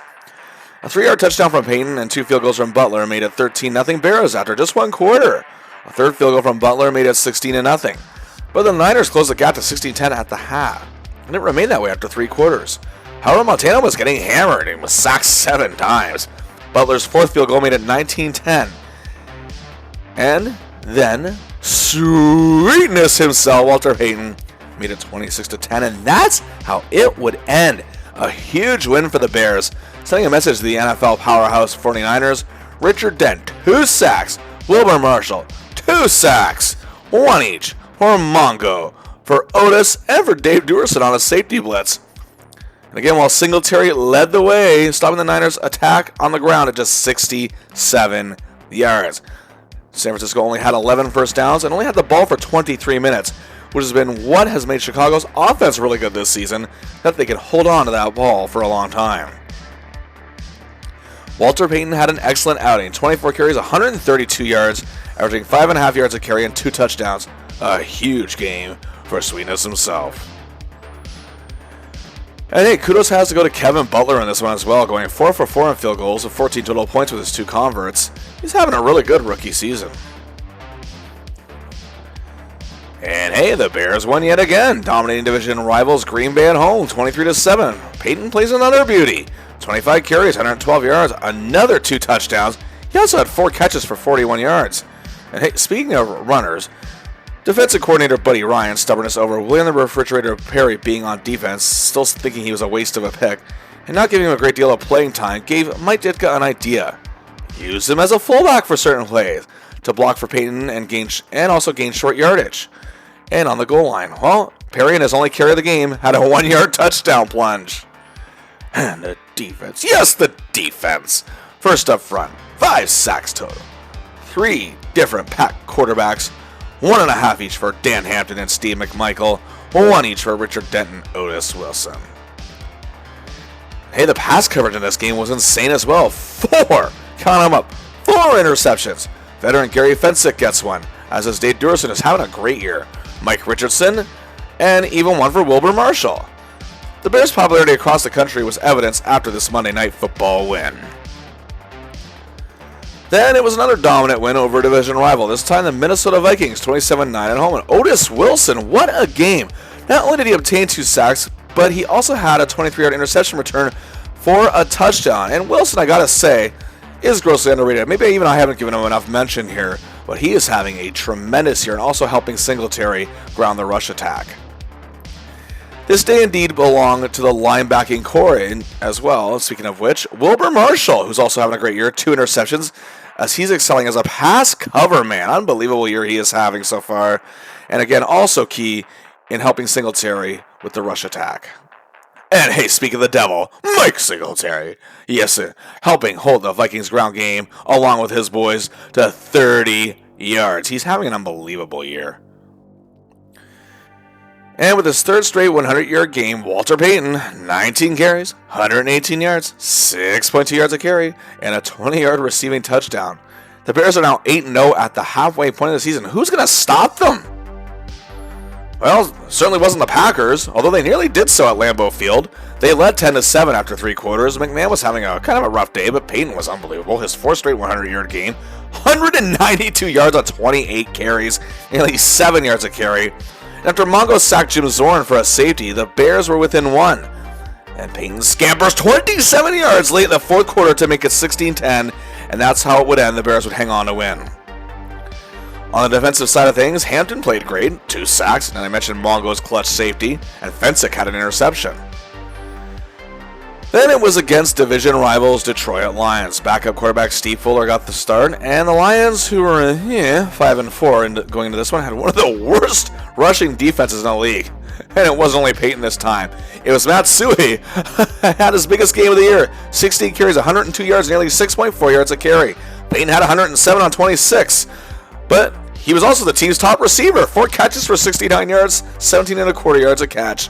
The Bears had the ball for over 40 minutes. And it seemed as though the Refrigerator had started to win Buddy Ryan over a bit as a defender, as he was getting more playing time on defense and had a huge game with 2 sacks. Marshall had 1, Mongo and Wilson shared 1. Wilson and Duerson each had interceptions. Singletary again played a beauty. So the Lions offense was just held to 141 yards. The Bears now sit at 10-0. And for Week 11 on November 17th, the Bears paid a visit to the Lone Star State, taking on America's team, the Dallas Cowboys. Dallas was 7-3 and having a really good year. They had a very good quarterback in Danny White, and a legendary running back in Tony Dorsett. And a pretty good defense, I must say, led by the great Hall of Famer, future Hall of Famer that is, Randy White. This was going to be a big test for the Bears, and what? 44-0 win on the road in Dallas? Oh, truly remarkable. They didn't just beat Dallas, they conquered and destroyed them on their own home turf. What a night. Richard Dent opened the scoring, intercepting a ball on Dallas' own goal line and just falling in for a touchdown. Wow. He also had 2 quarterback sacks. Dent's picks was 1 of 4 that day. Richardson returned 136 yards for a touchdown. Leslie Frazier announced a steal and returned at 33 yards. He's having the best year of his career. And backup Ken Taylor snagged 1 too. And Dent's 2 sacks were part of 6 on the day for the Bears. Count 1 up each. Hampton, Mongo, Durson, Otis. White faced pressure from pretty much everyone on this core. And monster Mike Singletary again. The run game didn't stand a chance against him. The Cowboys only managed 52 yards on the ground, and Big Mike was always in the way. Dorsett himself only had 44. That would be his lowest total all season. And of course, last, and most certainly not least, the Bears' best offensive weapon was, surprise, surprise, Walter Payton. 22 carries, 132 yards, 6 yards a carry, and not only that, but he reached the 1,000 rushing yards on the season for the 9th time in his career. That was the time a new NFL record, beating out of the great Pittsburgh Steelers legend Franco Harris. The only 2 times Payton never reached the millennium mark was his rookie season and the strike-shortened 1982 season. What an accomplishment. Well, needless to say, at 11-0, the Bears are dominating their division. In order to lose it, they literally have to lose all of the remaining games. The Lions have to win all their rest and obtain tiebreaker rules. Wow, mathematically possible, you'd have better odds at Steven Seagal winning an Oscar. But the talk has begun. Many feel the Bears cannot be stopped and will become the first undefeated team in the NFL since the Miami Dolphins did it back in 1972. But we'll come back to the monsters of the Midway as we now go back to the Patriots, who, when we last left them, were at a huge 6-game winning streak and threatening to take their division. And Week 12, November 24th, the Pats are headed on the road to face the Jets, who, if you recall, are leading the division with an identical 8-3 record with the Patriots. They are tied, and a win will put the Patriots in first place, something that nobody expected. But bad news for the Pats. Grogan, who was off to a good start, went down with an injury. Eason had to come in, and Eason looked pretty sharp, seeing his first action in several weeks. So did O'Brien on the Jets, however. Both defensive lines were getting to each quarterback, who were shaking off the exhaustion. But points were hard to come by. The Jets led 13-3 after 3 quarters. It did not look good. But in the 4th, Eason engineered a drive that led to a 29-yard touchdown pass to Cedric Jones, cutting the gap to 13-10. And late in the game, Eason worked to get the pass in field goal range, and Franklin's 28-yarder is good! The Patriots tied the game. We're going to sudden death overtime. But the comeback bid falls short. The Jets notch a field goal and win it, hold on to first place, and bad news for the Patriots. The Dolphins also are moving up the standings on a winning streak to 8-4. Pats fall to 8-4. New England, however, still ranked high on the wild card race, but Eason, to his credit, did play really well here. He was 23 for 32, 221 yards for a touchdown pass, and hey, he didn't throw a pick. He was able to spread out his passes to 7 different receptors. But what an incredible year Craig James is having as a full-time starter in another huge game. 14 carries, 108 yards, 7.7 yards a carry. Wow. And the defense looked great again. Julius Adams was incredible. 3 sacks as a veteran, still showing he's got a lot left. Andre Tivitt continues his incredible year with 1.5 sacks. Rookie star Garen Veras adds 1, and Kenneth Sims had half a sack. Important as well, the Pats didn't lose ground in the wildcard race, but the Broncos are a whole new threat, but they dropped a loss. The Pats had a little more difficulty with their lowly division rival, the Colts, than they thought they might. But they never trailed in the game and came out with a 38-31 win. Eason was fantastic. He was 20 for 28, 293 yards, 3 touchdowns, and 1 pick. The Pats stay in the hunt for their division, however, as it's now a 3-way tie as the Jets lost and the Dolphins won. All 3 are 9-4. The Broncos, however, also moved to 9-4. In that dangerous Patriots backfield, man alive, Collins and James, each with 64 yards. Collins on 13, James on 19 carries. Collins was a top receiver on the Patriots. 4 catches for 81 yards, just above 20 yards a catch. These two have been a steady double threat all season. But that awesome New England secondary, Fred Marion and Roland James each had interception. The Colts had one of the best blocking cores in the league, actually, to be fair. But Vera still managed to notch a sack, and the Pats' playoff hopes stay very much alive. Now back to the undefeated Bears at 11-0. And well, yep, they very easily clinched the division for the second straight year over a downright pathetic Atlanta Falcons club, 36-0. Wow. The Bears haven't allowed a touchdown in the last 3 games or any points on the last 2. Up front, Henry Wader. Name sound familiar? Maybe not, but probably diehard Bears fans still remember him. Who had 3.5 sacks in his 4-year career prior to this game, is a hero on this night with 2.5. One was a safety. Dent had 1.5, and the Fridge had 1.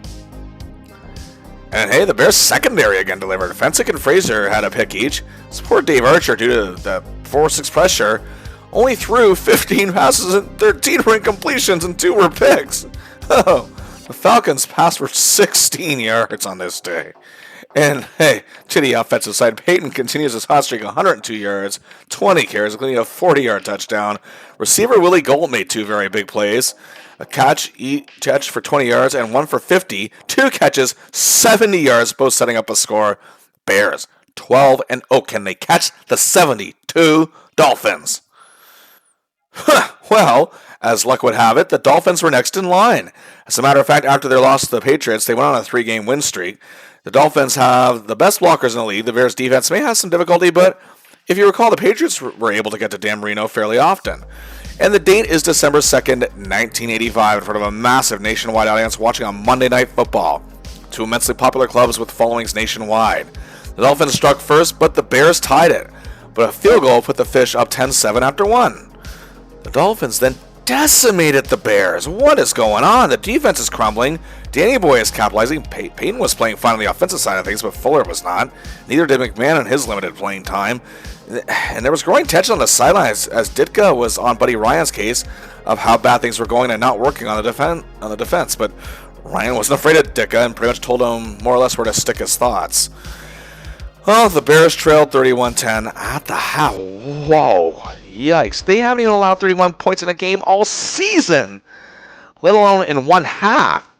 The most they allowed in one game was 28, and that was an opening week against Tampa.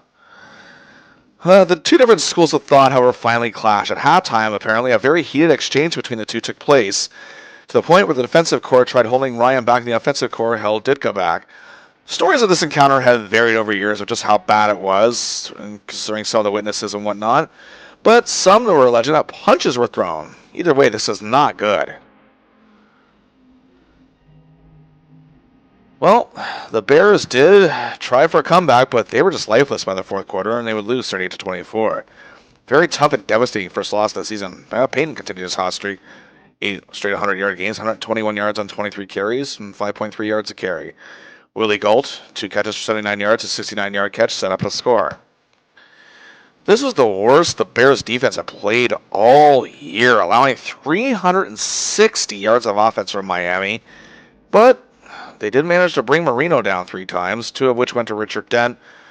Wilson had the other, and Frazier also had an interception. It did leak out to the media the tension between Ryan and Ditka hitting a fever pitch. Some feel if they can't get it together, the Bears' dream season will become a nightmare. Now, we go back to the Patriots as they fight to clinch the playoffs, as the Dolphins' win doesn't help matters for them. The Pats moved to 10-4 after a one-sided 23-6 win over the Lions at home. Another big outing from the defensive core. Tippett garnered another sack, as did Lester Williams, his first of the year, while Ronnie Lippett steals a pass and returns it 35 yards. Oh man, Craig James, what more can you say about him? 26 carries, 115 yards, and reaches 1,000-yard rushing for the very first time in his career. The Pats' improvement to 10-4, however, still puts them in a 3-way tie with the Dolphins and Jets. And with the Broncos' overtime loss to the Raiders, it puts them in a good spot for the wild card too.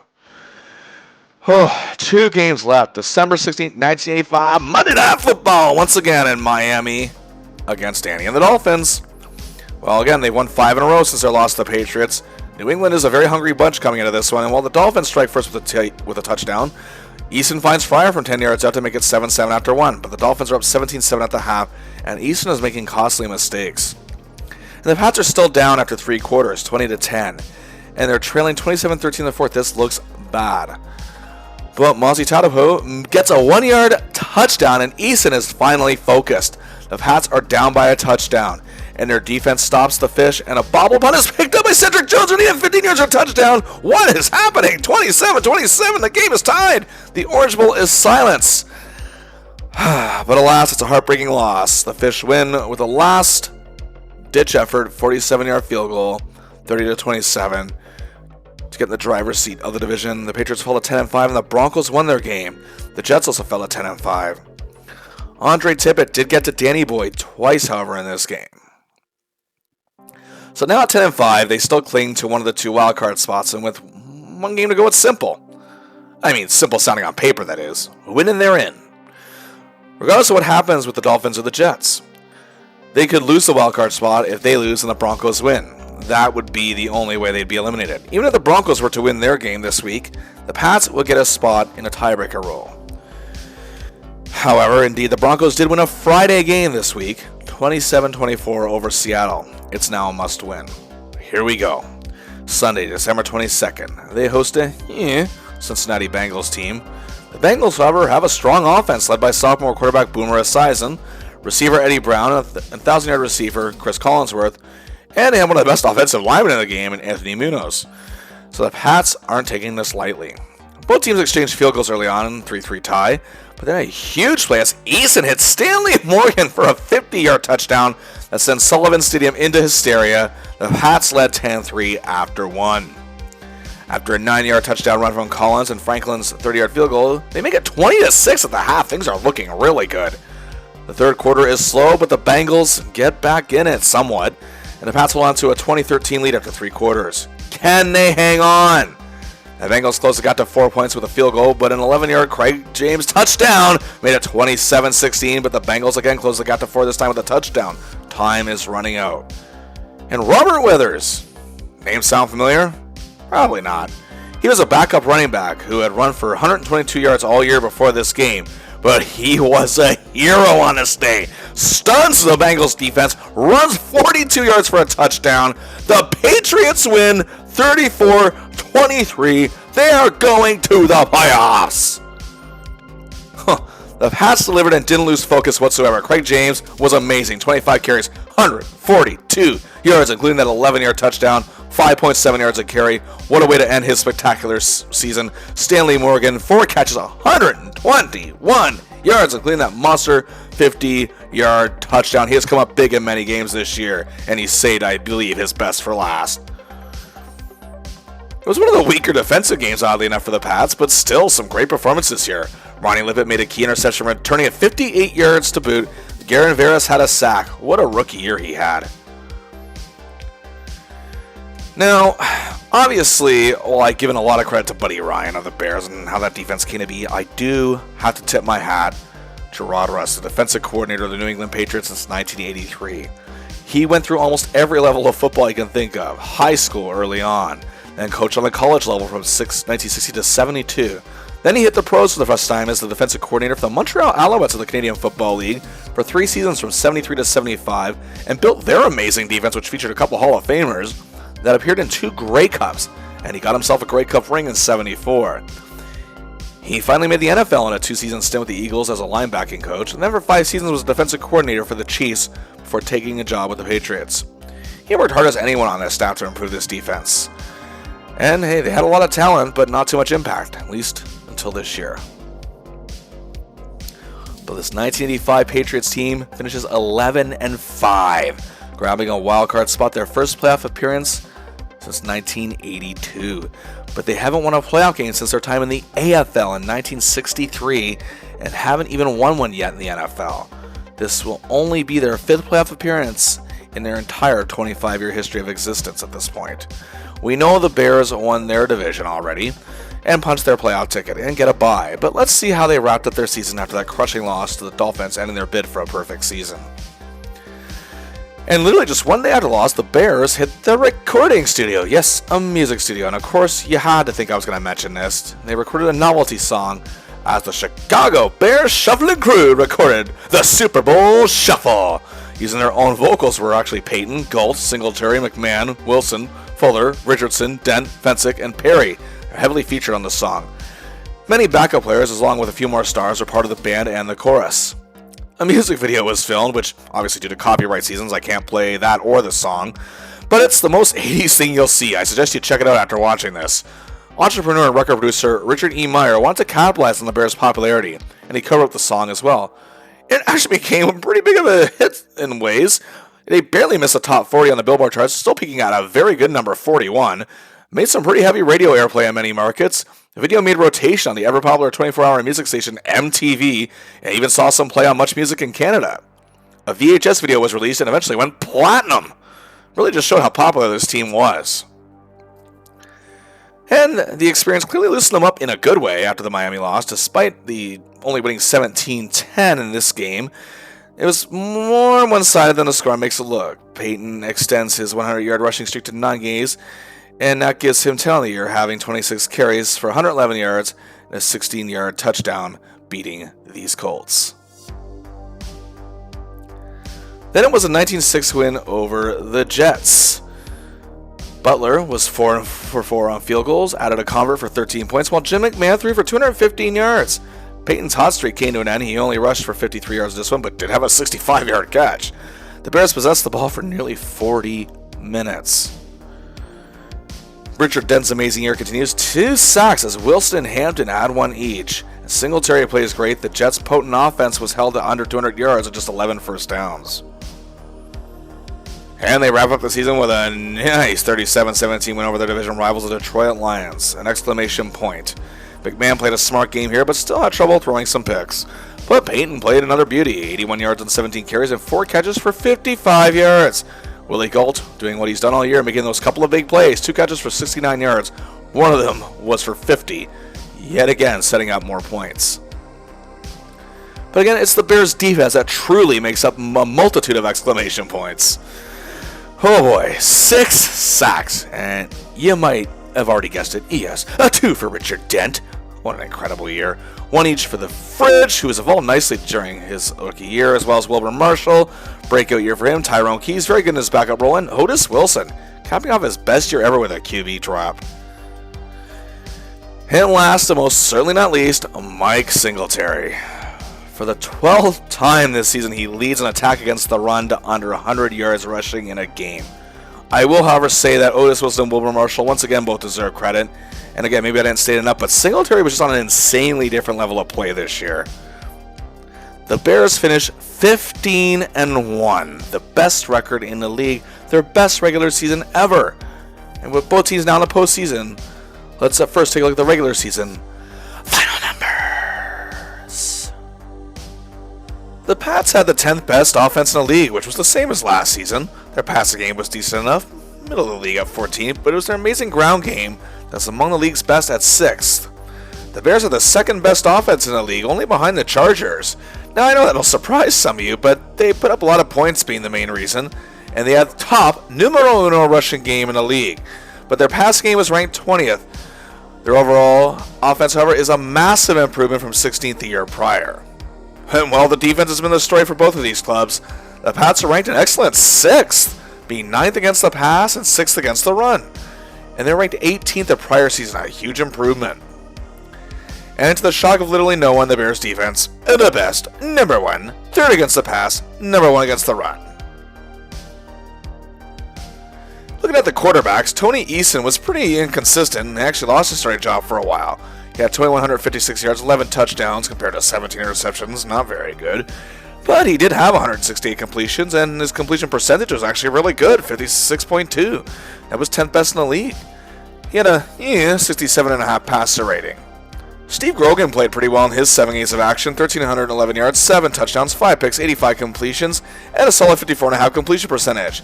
His 84.1 passer rating is tremendous, but doesn't qualify for the top 10 due to playing less than half a season. Either way, he was the more steady of the 2 quarterbacks and key in the Pats' big 6-game win streak. But Eason did show more of a spark at the end of the season. Jim McMahon may not have been a megastar QB in the vein of some of his peers, and actually his outlandish personality stood out more than his play on the field. But he knew how to control the pace of a game, and was key in the Bears' incredible time of possession this season. Be that as it may, his numbers are still solid. 13 games of action, he had 2,392 yards passing, 15 touchdown passes, and only 11 picks. A very good 178 completions, and his 56.9 completion percentage was 8th best in the league. His 82.6 passer rating was 7th best. But both offenses heavily relied on the run, and the Pats' ground attack was a double powerhouse. A breakout year for sophomore Craig James, 1,227 yards, it was 9th best in the league. He also had a very good 4.7 yards a carry and added 360 yards receiving for nearly 1,600 yards of offense. He was definitely a major value. Tony Collins, a former 1,000-yard runner, had an excellent year, 657 yards on the ground, but caught 549 receiving yards. He was a major threat to opposing defenses with over 1,200 yards of offense. But of course, on the Bears, number 34, Walter Payton. Many say a running back can never have in his 30s what he had in his 20s. Payton didn't use his mouth to laugh at that statement, he used his skill, and had one of the best seasons of his already Hall of Fame caliber career. His 1,551 yards was 3rd best in the league, only behind Gerald Riggs of the Falcons and Marcus Allen of the Raiders. It was the 4th best mark of his 11-year career. His 4.8 yards per carry was tied for 8th best in the league. He had 483 yards receiving for over 2,000 yards of offense. Matsui also lent a big hand. He had over 400 yards rushing and nearly 300 yards receiving. Well, okay, it's been established that the running game is what really made these offenses work the best, but these receivers made key important plays all year and came up in the clutch. Stanley Morgan has been the Patriots' top receiver now for many years. He had 760 yards receiving on 39 receptions and averaged a huge 19.5 yards a catch, 6th best in the league. Meanwhile, 1984 first overall pick Irving Fryer has started to really come into his own, 670 yards receiving, and he, like Morgan, had 39 catches and averaged 17.2 yards a catch and was a big playmaker when it counted the most. Hey, Willie Gault was the leader for the Bears in receiving with 704 yards. Sometimes he'd only make a catch or two a game, but more often than not, they were long yardage plays that set up points. So much so that his 21.3 yards a catch on 33 catches was tied for 2nd best in the league, with Jets wideout Wes Welker and only behind Stephon Page of the Chiefs. Dennis McKinnon had a good year, 555 yards receiving, 17.9 yards a catch.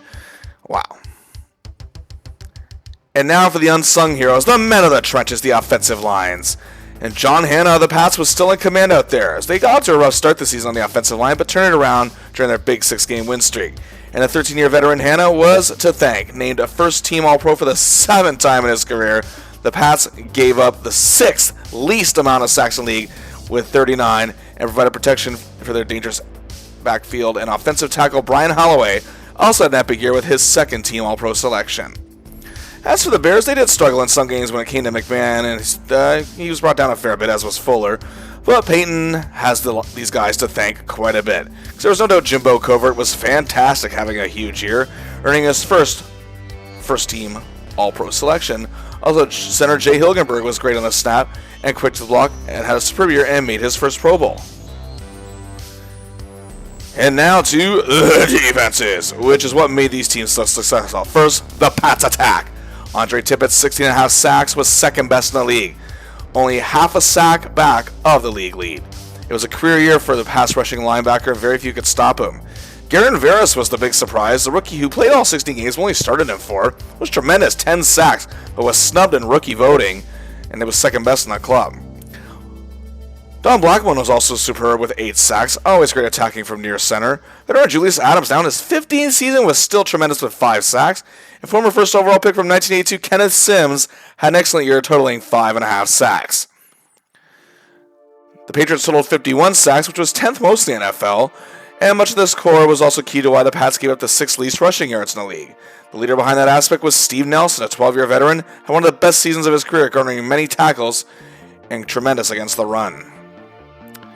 Now to the Bears. 2 numbers, 4 and 6. Yes, Buddy Ryan's revolutionary system was now truly perfected. I mentioned how Tippett missed the league's sack title by half a sack, and that's because Richard Dent won it. He led the entire league with 17 quarterback sacks. Amazing year. Dan Hampton had 6.5, and his pressure on QBs made for another huge year. The Fridge, William Perry, had an excellent rookie year. Not only did he garner 5 sacks, but his use as a fullback in certain situations helped a great deal. He became immensely popular with fans and worked his tail off to impress Buddy Ryan. Then there's the man called Mongo, Steve McMichael, 8 sacks, and for the first time, a first-team All-Pro, and some feel never fully got the recognition he deserved until recently. Wilbur Marshall had 6 sacks and also had 4 interceptions. He's also a good threat against the ground game as well. Seems nobody was safe from Wilbur. And Otis Wilson, what a year. 10.5 sacks, second best on the team, added 3 interceptions, and again was also key against the run. A banner year for the O-Man. And of course, Mike Singletary, just playing on another planet this season. I mentioned earlier he led the attack that allowed the Bears to hold teams to under 100 yards rushing in 12 of the 16 games, and they gave up the least amount of rushing yards in the league. Every backfielder or even quarterback who tried to take off very rarely got far thanks to Big Mike. It earned him his second straight first-team All-Pro selection. And the Bears' 64 sacks was third best in the league, one behind the Raiders at 65, while the Giants led the league with 68. The Pats' secondary was on fire. Fred Marion had a great year, 7 interceptions, tied for 4th best in the league, while Raymond Claiborne had 6, tied for 10th. Well, Roland James was pretty awesome with 4, and also credit has to go to Ronnie Lippett. The 23 interceptions the Pats had was 10th best in the league, and also I have to point out that they also gave it the 9th least passing yards and the 2nd least touchdowns on the pass, only behind the 49ers. Oh, but this Bears secondary, Leslie Frazier, his best season ever. 6 picks, tied for 10th. 10-year vet Gary Fensick was excellent with 5 picks and was a second-team All-Pro. Dave Duerson had a great year, career year as a matter of fact, which included 5 picks. The Bears' 34 interceptions led the entire league, the 3rd least passing yards given up, and tied for 3rd least touchdowns given up. Now we move to more unsung heroes, the special teams. Both place kickers had huge years. The barefoot kicker, Tony Franklin, had 112 points.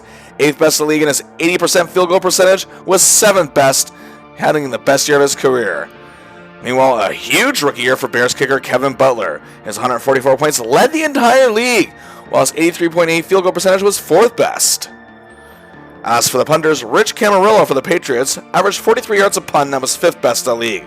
Murray Buford of the Bears put up good numbers with a 42.2 average.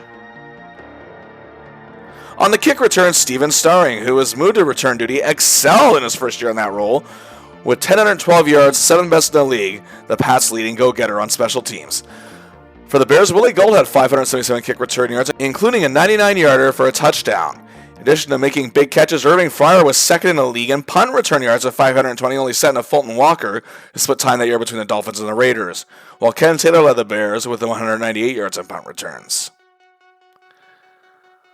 The Pats had 8 Pro Bowl selections, 3rd most in the league. Both Craig James and Irving Fryer got their first selections, while the great John Hannum received his 9th. His fellow offensive lineman Brian Holloway obtains his 3rd straight. Andre Tippett gets his 2nd straight, while Steve Nelson gets his 3rd. Raymond Claiborne gets his 2nd, and Fred Marion gets his 1st. Also, both Hanna and Tippett were selected to the team as first-team All-Pros. 7th for Hanna and 1st for Tippett, while Holloway and Fryer get second-team All-Pro selections, the 1st for each of them. The Bears had 9 Pro Bowl selections, tied for the most in the league with the LA Rams. Of course, 5 for the defense. Dan Hampton gets his 4th, Richard Dent gets his 2nd, Mike Singletary gets his 3rd straight, while Otis Wilson and Dave Duerson get their 1st. On the offense, Jim McMahon gets his 1st, while Walter Payton gets his 8th. Offensive linemen Jimbo Covert and Jay Hilgenberg each get their 1st. And the Bears had 10 All-Pros. First-team All-Pros, Payton got his 5th, Covert and Hilgenberg get their 1st, as does Richard Dent, and Singletary gets his 2nd. Despite not making the Pro Bowl, Steve McMichael is a first-team All-Pro for the first time. Second-team All-Pros, Hampton gets his 2nd, Wilson gets his 1st, while Butler and Fensick didn't make the Pro Bowl. The kicker got his 1st, and the veteran defensive back gets his 2nd. Mike Singletary was named Defensive Player of the Year by the Associated Press, and that's almost literally to the shock of nobody. It wasn't just his play on the field, it was his leadership as a captain, and by example for his work ethic in addition to his skill. A well-deserved honor. Singletary was also the NFC winner for the UPI Award, United Press International, for Defensive Player of the Year. He's also the first Bears player to win this award. The AFC winner for the UPI Award was Andre Tippett. He was the commander of the Pats' highly improved defense and helped bring it all together as the first Pats player to win it. He, too, had a hungry work ethic. Walter Payton took home the NFC's UPI Offensive Player of the Year, yet another accolade to his already full trophy case. he's still as great as ever. Mike Ditka was named NFL Coach of the Year by the Associated Press, the first Bears coach to ever do so. And yeah, Buddy Ryan more than deserves his credit, but the facts are still that Ditka was very important to this team. And his guidance and his, well, motivational skills, if you will, were a big help. Ditka was also the NFC recipient for the UPI Coach of the Year. And Raymond Berry was the AFC recipient of the UPI Coach of the Year. He came to a team that needed a coach to look up to and put them on the right path. He did just that. He made gold out of straw and made this team believe in themselves. Also, both Ditka and Berry won the PFWA Coach of the Year awards for their respective conferences. But now, it's playoff time! First is the AFC wildcard round as the New England Patriots once again have to encounter their division rivals, the New York Jets, on the road on December 28, 1985. They have each won a game against the other this season. The Pats won during their 6-game win streak, but the Jets' overtime win ended that 6-game win streak. The Jets are still the favorite in this one. But early on, the Pats are roughing up the Jets' running game. Star running back Freeman McNeil can't garner any yardage. The Pats get on the board first with a field goal and lead 3-0 after one quarter. But the Pats have trouble against the passing game as the Jets take a 7-3 lead. Franklin, however, boots another 41-yarder, but then Eason gets things going and hits Stanley Morgan for a 36-yard touchdown. The Pats lead 13-7 at the half. Franklin makes it 16-7, and then the fumble, 15 yards for a touchdown. Whoops! 23-7. During the special teams return, the Pats capitalize on the Jets' mistake. The Jets stayed in with a touchdown. But another field goal from Franklin seals it. The New England Patriots win their first NFL playoff game ever. Their first playoff win overall in 22 years, 26-14. Rookie Garen Veras was the hero in this one. 3 sacks and an interception. Huge game. The Pats defense stymied the Jets' running game. Titman and Blackman each had a sack, while Marion had an interception. Very smart game from Eason here, 12 for 16 for 179 yards, a touchdown and no interceptions. Morgan had 4 catches for 62 yards, including that 36-yard touchdown that gave the Pats the lead to stay.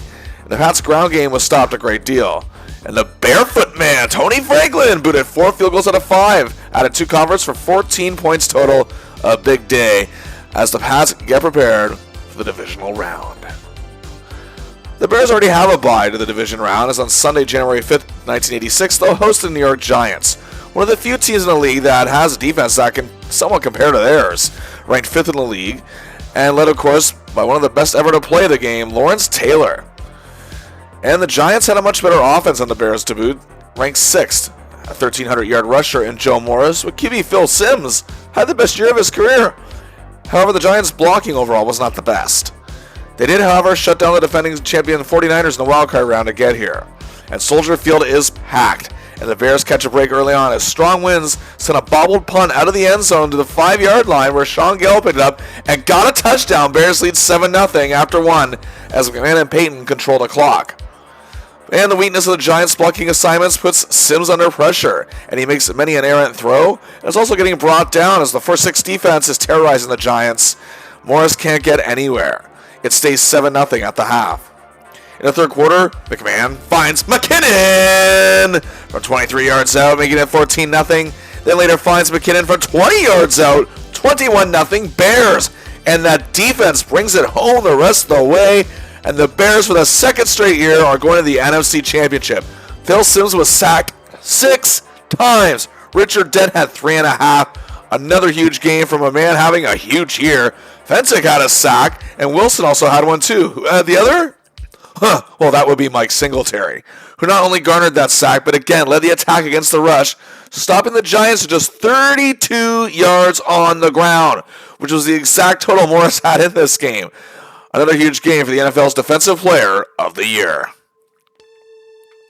The offense deserves credit as well. They held the ball for just over 37 minutes. McMahon playing smart, 11 for 21, not the greatest, but 216 yards, 2 touchdowns, and no interceptions.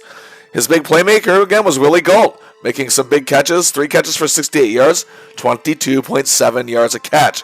While Dennis McKinnon, 3 catches for 52 yards, 2 of them touchdowns, 20 or more yards. But Walter Payton kept that clock ticking away, 27 carries equaling 93 yards. While this game was winding down, the Pats were preparing for their divisional round in the AFC, and they head to Los Angeles to take on the powerful Raiders, who won their division with a 12-4 record and are only 2 years removed from a Super Bowl win. While the Raiders didn't have the strongest passing game, they did have the NFL's leading rusher in Marcus Allen. So the Pats knew they'd have to attack Wilson's passing game with their defense, and they can do it. The Raiders did also have a great defense in their own right, especially against the run. They had a great Howie Long up front, Matt Millen leading the linebackers, and Haynes and Hayes as defensive backs. If you recall, Mike Haynes was a superstar with the Patriots. Also, the Raiders beat the Pats 35-20 this season in their only encounter. Raiders look like they're poised to win this one. The first quarter, however, looked good for the Pats. A fumble punt return allowed the Patriots to go on offense in the red zone. Eason, his tight end Lynn Dawson for a 13-yard touchdown. But a block punt allowed the Raiders to get into the game. It was 7-3 Patriots after one. The Raiders and Allen took control of the game. Suddenly, before we knew it, they were up 17-7. But Eason remained calm. The Pats remained focused, and so did Craig James, who's helping move the ball, ultimately setting up a 2-yard touchdown for himself and to close the gap to 3 points. But then Ronnie Lippett gets his second interception of the day, setting up Franklin's 45-yard field goal to tie the game at 17. But the Raiders take a 20-17 lead at the half. But in the third quarter, a Marcus Allen fumble sets up a Pats field goal to tie at 20-20. Then on the ensuing kickoff, Sam Seal of the Raiders fumbles the ball in the end zone. Jim Bowman pounces on it for a touchdown. His second fumble recovery of the day. It's 27-20 after 3 quarters. Can the Patriots hang on? In the fourth, the Raiders couldn't even get past the Pats' 40-yard line. Fred Marion got an interception. The Raiders turned the ball over on downs as well. So many turnovers, 8 to be complete, and the Patriots capitalized on pretty much most of them. And for the first time ever, New England is going to the AFC Championship. The football world is stunned. A 27-20 win. Ronnie Lippett, 2 interceptions, his biggest game of the year, coming at a huge time. Marion had another interception, recovered a fumble, and Blackmon had 2 sacks. But the unlikely hero in this one, Jim Bowman, a rookie defensive back used primarily on special teams, recovers 2 fumbles. The first one set up the opening touchdown, and the second was the game-winning touchdown. Again, it's the first 2 fumble recoveries of his entire career. And Craig James, again, huge game. 23 carries, 104 yards, a touchdown. Was the leading receiver on the team with 3 catches for 48 yards. Still proving to be the man out there for the Patriots offense. Eason only threw the ball 14 times, but didn't take any major risk against the Raiders secondary. Both teams just 1 win away from the big dance. And on January 12th, 1986, the Bears faithful ready to shuffle its way to the Super Bowl as the Bears will host the Los Angeles Rams in the 1985 NFC Championship. The Rams didn't have the best passing game despite bolstering CFL legend Dieter Brock at quarterback and a very talented receiver in Henry Ellard.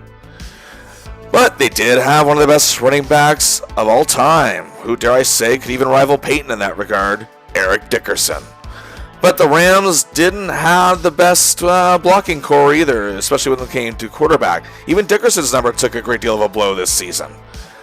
But then they had the 4th best defense in the league in this insanely amazing secondary core of Nolan Cromwell, former Chiefs great Gary Green, Leroy Irvin, and Johnny Johnson.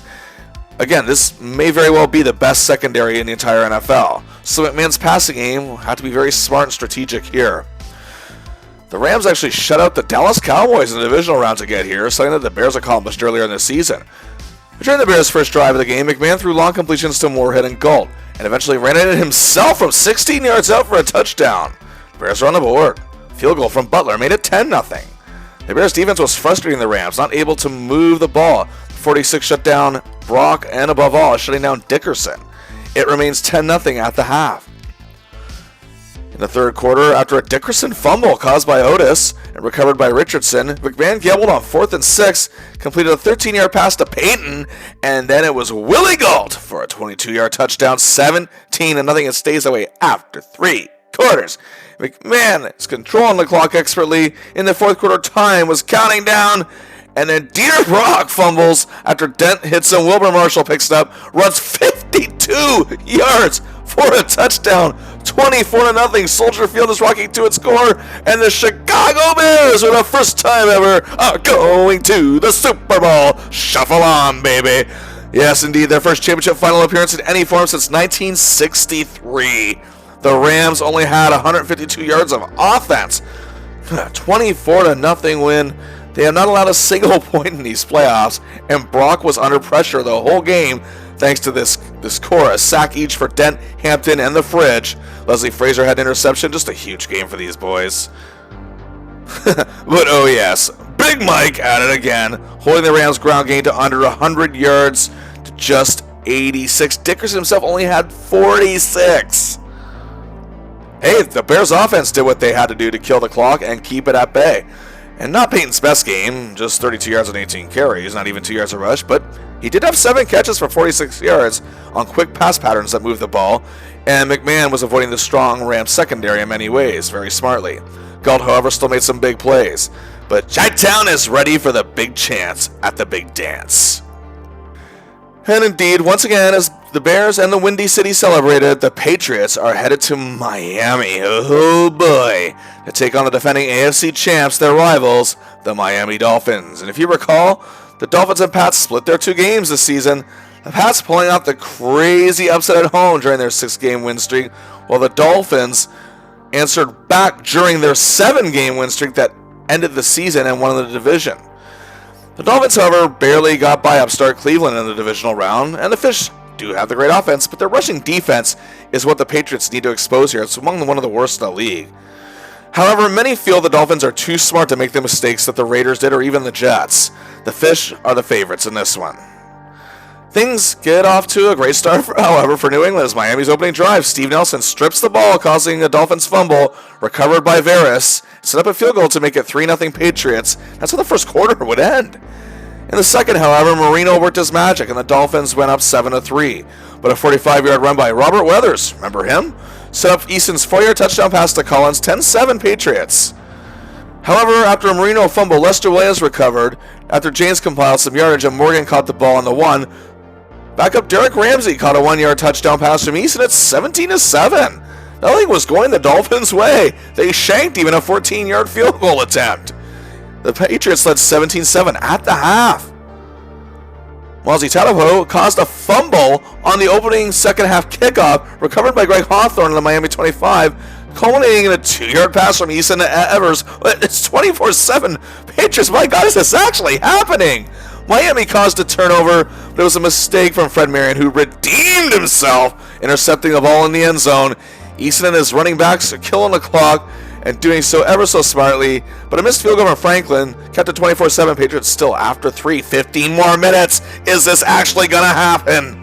However, a punt return fumble from Roland James allowed Miami to close the deficit to 10 points at 24-14. The Dolphins looked poised for a comeback. There was still quite a bit of time left.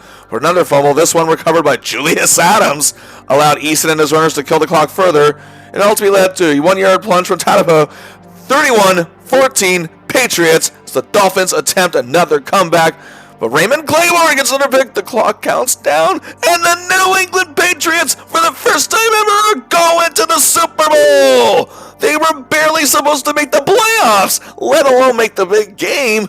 3 big upsets. They're off to the big dance. Fans greet them back in New England, the New England area, I should say, after their flight lands in celebration.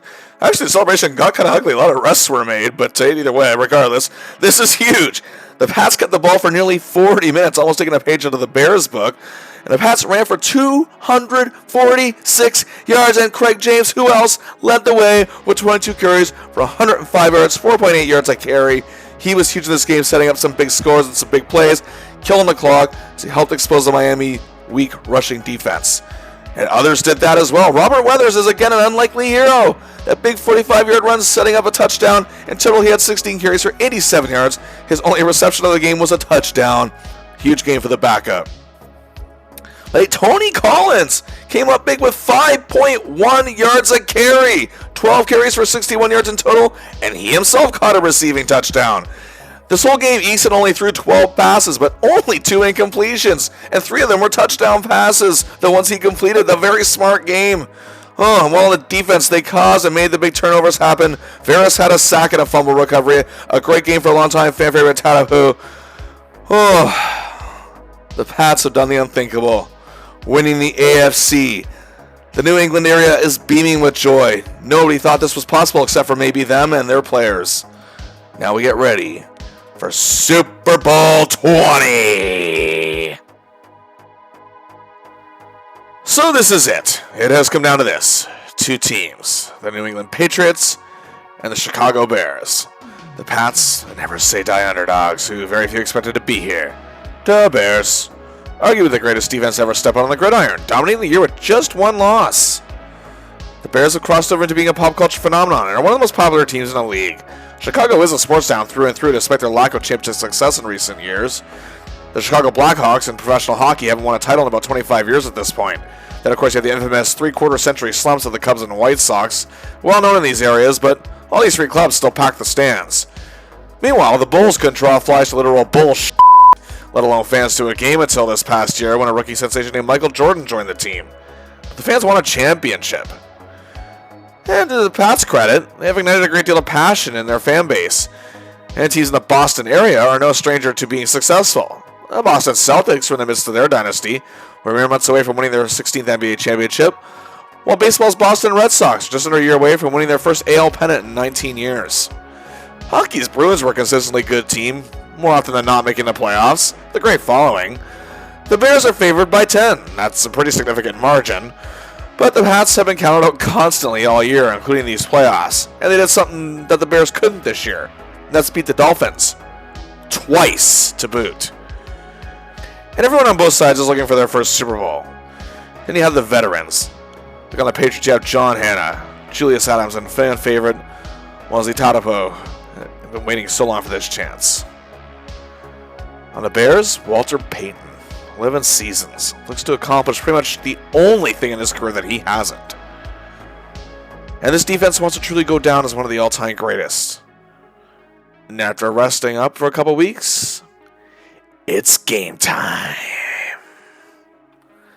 Sunday, January 26, 1986. Live from the Superdome in New Orleans, Louisiana. 73,818 packing the house. They're ready for Super Bowl 20.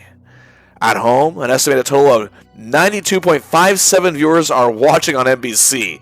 That's an increase of over 7 million from the year prior, and the largest Super Bowl audience at this point in the game's 20-year history. The pregame featured a very nice ceremony celebrating all the Super Bowl MVPs the past 20 years. Famous trumpeter Winston Marsalis played the national anthem. And the MVP of the first Super Bowl, Packers legend and Hall of Famer quarterback Bart Starr, conducted the coin toss. And the Bears win it, and elect to receive, as being under the dome, there's zero win factor. So here we go. We are ready for kickoff. Franklin boots at 58 yards. Willie Gold takes it from the 11. Gets the 18 where the Bears will start. Jim McMahon gets ready. First play from scrimmage, Peyton takes the carry and gains 7 yards. 2nd and 3. But then in a big shock, Peyton fumbles behind the line. McGrew recovers and the Pats have the ball at the Bears 19. Oh boy.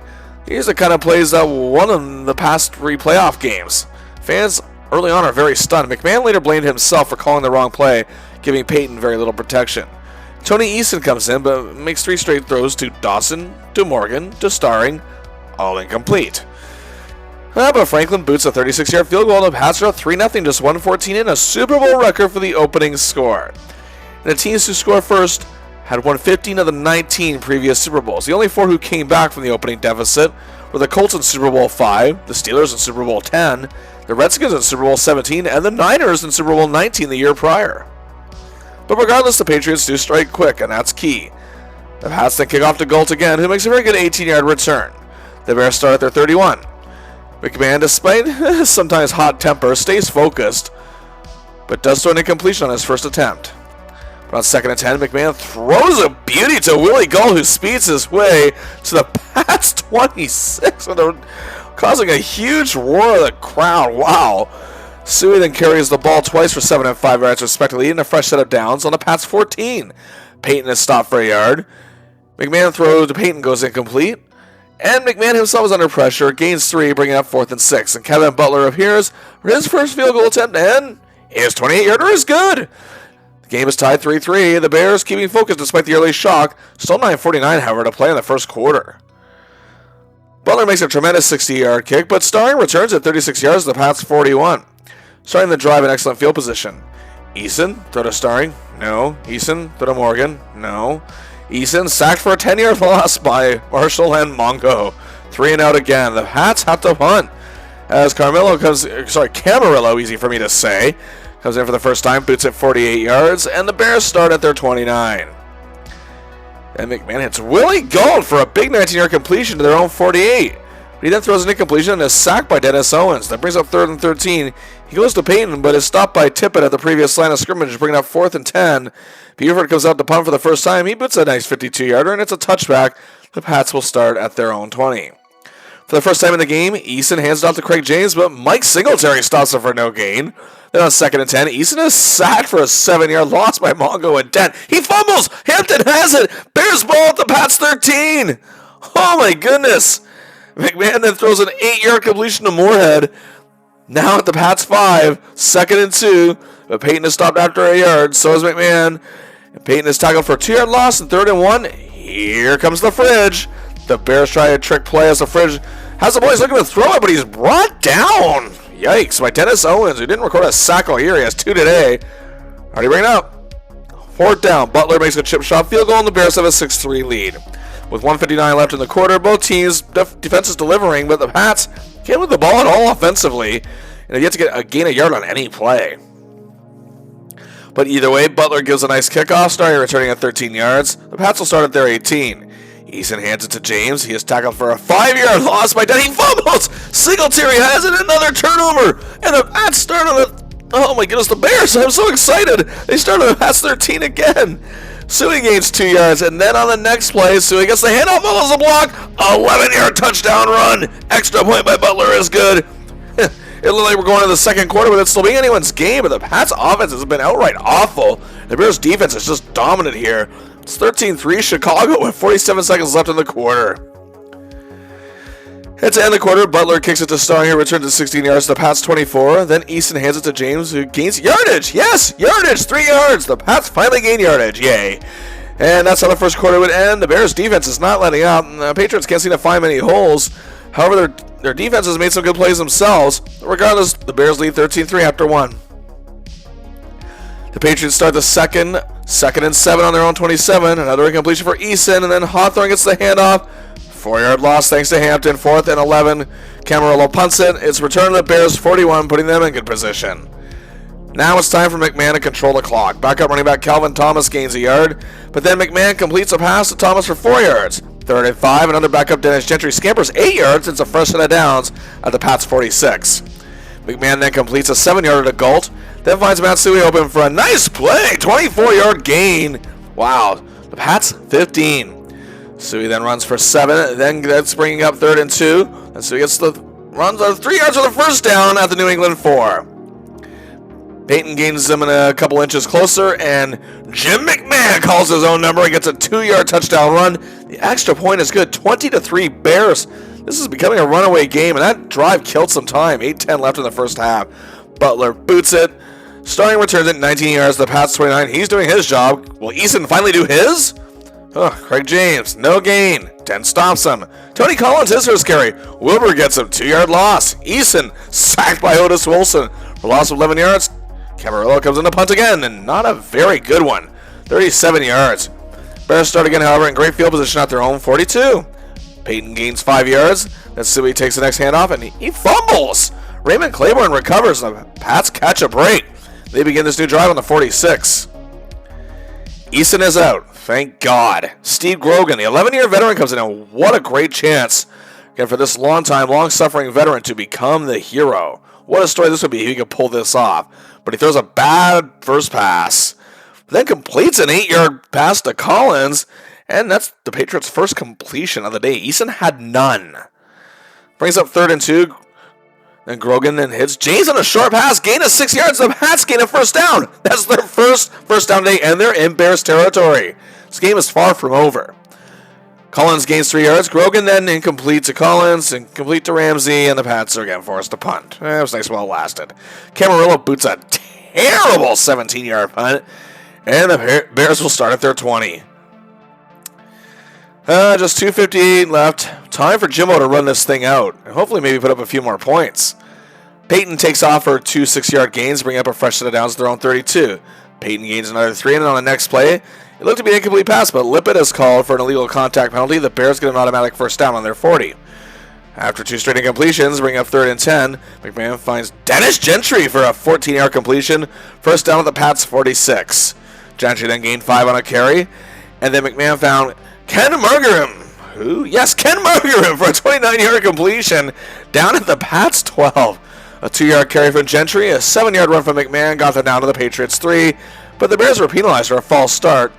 Butler comes in, and on the last play of the half, boots his third field goal of the game. Bears lead 23-3, 20-point lead at the half. Whew. So after Up With People, a performance group that's no stranger to the big game, performed a halftime show for the very last time, as a matter of fact, with a look into the future. And the game recap at this point is that the Bears defense are utterly embarrassing and humiliating and just totally tossing around the Patriots. Their total offense in this game so far for the Patriots, get this, minus 19 yards. Yes, minus 19 yards. 1 first down. The Bears have a 20-point lead and over 200 yards of offense already in this game. But that 46 system is just making the Pats look like the 85 Falcons. Grogan and the Pats having a tough task ahead, but the game is still not over. The third quarter begins. The Bears kick it off, and Starring starts out of his own end zone. Returns at 24 yards to the Pats' 22. Grogan then gets a completion to Morgan for 8 yards. Collins gets a 3-yard carry, first down. And Grogan is sacked by Dent for 5 more yards. What a game Richard Dent is playing. Then Hannah is called for a false start, 2nd and 20. Then Grogan is sacked by Wilson for his second of the game, 13-yard loss. 3rd and 33. This is pathetic. Grogan, to his credit, completes a 24-yard pass to Starring, but is stopped by Durison, and it's 4th and 9. Camarella punts, and he makes up for his kind of botchy punts earlier, and boots at 62 yards, and the Bears are buried deep at the 4. The Pats' defense needs to make something happen here. But then on the first snap, McMahon finds Willie Galt. 60-yard play all the way down to the New England 36. McMahon then completes to Moorhead for a 14-yard gain to the 22. Peyton then carries for 2 and 4 yards. And Suey gets 4, barely making the first down marker at the Pats' 12. Suey gets another 4, and then after an incompletion, McMahon hits Margarim for a 7-yard gain, falling just 1 yard short of the end zone. But on the next play, McMahon plunges in once again. The extra point is good, 30-3 Bears. This is incredible. The Pats are getting cooked every which way on all sides. Well, Butler kicks it into the end zone. The Pats start at their own 20. Can Grogan pull off the greatest comeback in Super Bowl history? Well, the completion to James. 3-yard gain from James. And intercepted by Reggie Phillips. The backup rookie who has never had an interception in his career returns at 28 yards for a touchdown. And he never had much of a career after this, but Bears fans still talk about him fondly to this day because of this. 37-3. Oh my goodness. Kickoff against Starring, the only player on the Patriots producing anything whatsoever. Returns 25 yards to pass 31. And completion to Morgan. But then Grogan hits Morgan for a 19-yard pass, and Morgan fumbles, and Wilbur Marshall recovers. Returns at 13 yards. Bears ball again. This time at the Pats 37. Peyton makes gains of 7 and 6 yards for a fresh set of downs. And yeah, the Pats 24, but then just tackled for a loss. And then after an incompletion, McMahon gets to Gentry at the goal line for 27 yards. And here comes the fridge. Then in a memorable moment, William the Refrigerator Perry plows it in for the touchdown. 44-3. Bears, too bad there's not a mercy rule in football. Oh, the Pats can still get back to their hotel in time to catch a rebound of Trapper John M.D. Hey. Well, the Pats aren't quitters, and Starring returns a kick 20 yards to 24. He's still putting them in good field position. Grogan then hits Starring with a 15-yard pass. Then completes to Morgan for 13. Then after a Bears penalty, it's 1st and 5. Weathers gains 3 yards. Then Grogan completes it to Ramsey for 11 yards for another first down. Grogan gains 3 yards on a run himself. And then another Bears penalty moves them up to the Bears 21 all of a sudden. Weathers gets a short pass for 3 yards. First down. More first downs on this drive than they've had the entire game prior to this. But then to end the third quarter, Grogan is sacked for a 10-yard loss by Hampton. And the Bears led by 41 after 3. Yeah, I'm sure you can see where this is going by now, but let's talk about it anyway. To start the fourth quarter, the Bears are penalized and pretty much nullifying the whole sack. It's 1st and 10 at the Bears 23. Grogan finds Stanley Morgan for a 16-yard gain of the Bears 7. After an incompletion, pass to Morgan for a 1-yard loss, and another incompletion. It's 4th and goal at the 8. But Grogan finds Irvin Fryer, who's been more quiet than a mime, gets the touchdown from 8 yards out. And the Pats close the deficit to 44-10, down by 34. So now the Pats go from being completely humiliated to simply embarrassing. Alright, all the Bears had to do is run out the clock, and we know they can very much do that. Peyton himself gains 9 yards the next possession. Bears punt. Pass at the 38. Ramsey fumbles his catch. Singletary has it. Bears take over. Steve Fuller comes in at quarterback. McMahon's day is done. It's 3 and out. Another punt. Pats are buried after 4. Grogan makes 3 straight first downs. 15 for Morgan, 11 for Collins, 16 for Fryer, and is then intercepted by backup Jim Morrissey, who returns at 47 yards. Fuller takes over. Bears kill more time. Hats get it at their 5. Oh boy. Waiter sacks Grogan for a safety. It's 46-10, and yeah, you know how this goes. The Chicago Bears, for the first time ever, and as a 2024 only time, have won the Super Bowl. Their first major championship since 1963. Their 9th championship in their 65-year history at this point. A complete and utter dominant win. They held the Pats to just 123 yards of net offense. Their ground game to just 7 yards. Oh boy, 12 first downs is all the Pats had. And the Bears had the ball, surprise, surprise, for nearly 40 minutes. In a one-of-a-kind moment, the Bears carried both head coach Mike Ditka and defensive coordinator Buddy Ryan off the field. This is the first time, and to date the only time it has ever happened. 2 coaches on the staff were celebrated in such a way. Indeed, Ryan and Ditka, to their credit, managed to put their differences aside long enough to work together so their boys could win. But it was clear that they just couldn't work together anymore, and Buddy Ryan would leave the club after this season, took a head coaching job with the Eagles where he'd stay for 5 seasons, and had several others. But the Bears truly could say they perhaps had the greatest defensive core in the history of professional football with the Super Bowl win. And how great for the man who has been through all this journey on the offensive side of things. Running back Walter Payton finally gets his Super Bowl ring. Now, let's take a look at the final game numbers. Jim McMahon was again very smart, made some huge plays that benefited his team immensely. He was 12 for 20 for 256 yards, and well, he didn't throw a touchdown, and to be honest, he didn't really need to. So all Bears' offensive touchdowns were actually scored on the run. McMahon had 2 of them himself. He did everything that was asked of him, and he definitely earned his ring. On the Patriots side, Eason was awful. 0 for 6, didn't move the ball at all. Grogan came in, and that was better, but still not great. I mean, a decent 17 for 30 for 177 yards, a touchdown pass, and 2 interceptions. For the running backs on the Bears, Walter Payton had 22 carries for 61 yards. It may not have been his best game, but he was key in the Bears' clock control, as he always has been this year, and he picked up important yardage in this game. While Matsui played very well. 11 carries for 52 yards, 4.7 yards a carry, and got himself a touchdown. The Bears had 159 yards in the ground total on this day. That's awesome ground game all year. Got nothing going. Right, James, 5 carries, 1 yard. Tony Collins, 3 carries, 4 yards. He was their leading rusher. The Patriots again, ground game, 7 yards. Moving on. As for receivers, Willie Gault. Wow, again, just doing what he's done all year. Made some great plays, big plays. Played his best game of the year. 5 catches, 124 yards, 24.8 yards a catch. What a huge game for Speedy Willie.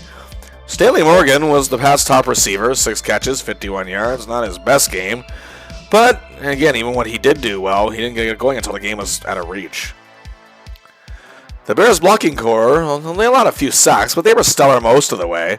While the Pats' blocking core was torn apart by the 46 and allowed 7 sacks and several tackles for losses.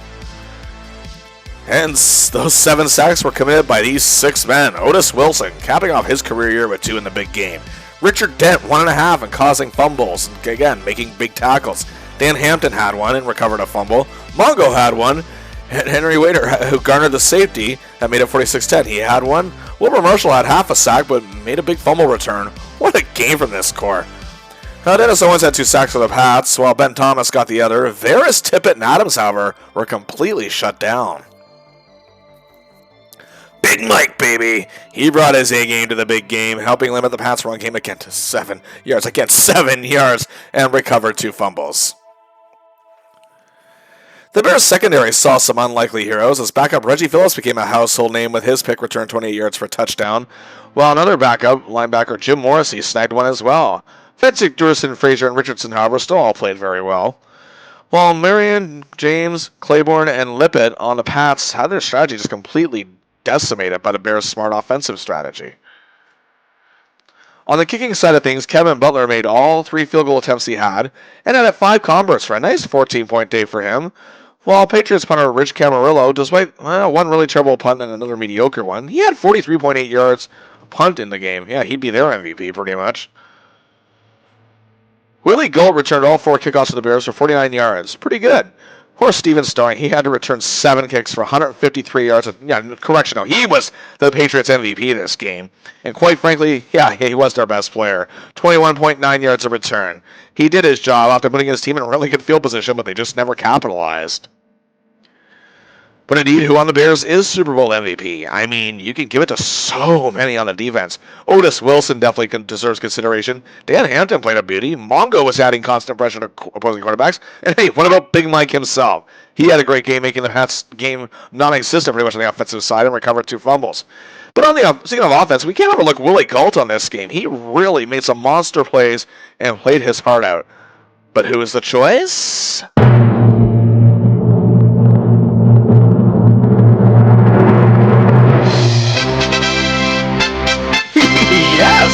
Richard Dent. Oh, this is a tremendous choice.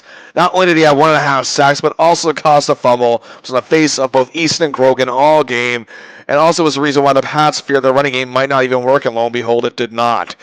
A well-deserved honor to cap off a tremendous year for Richard Dent.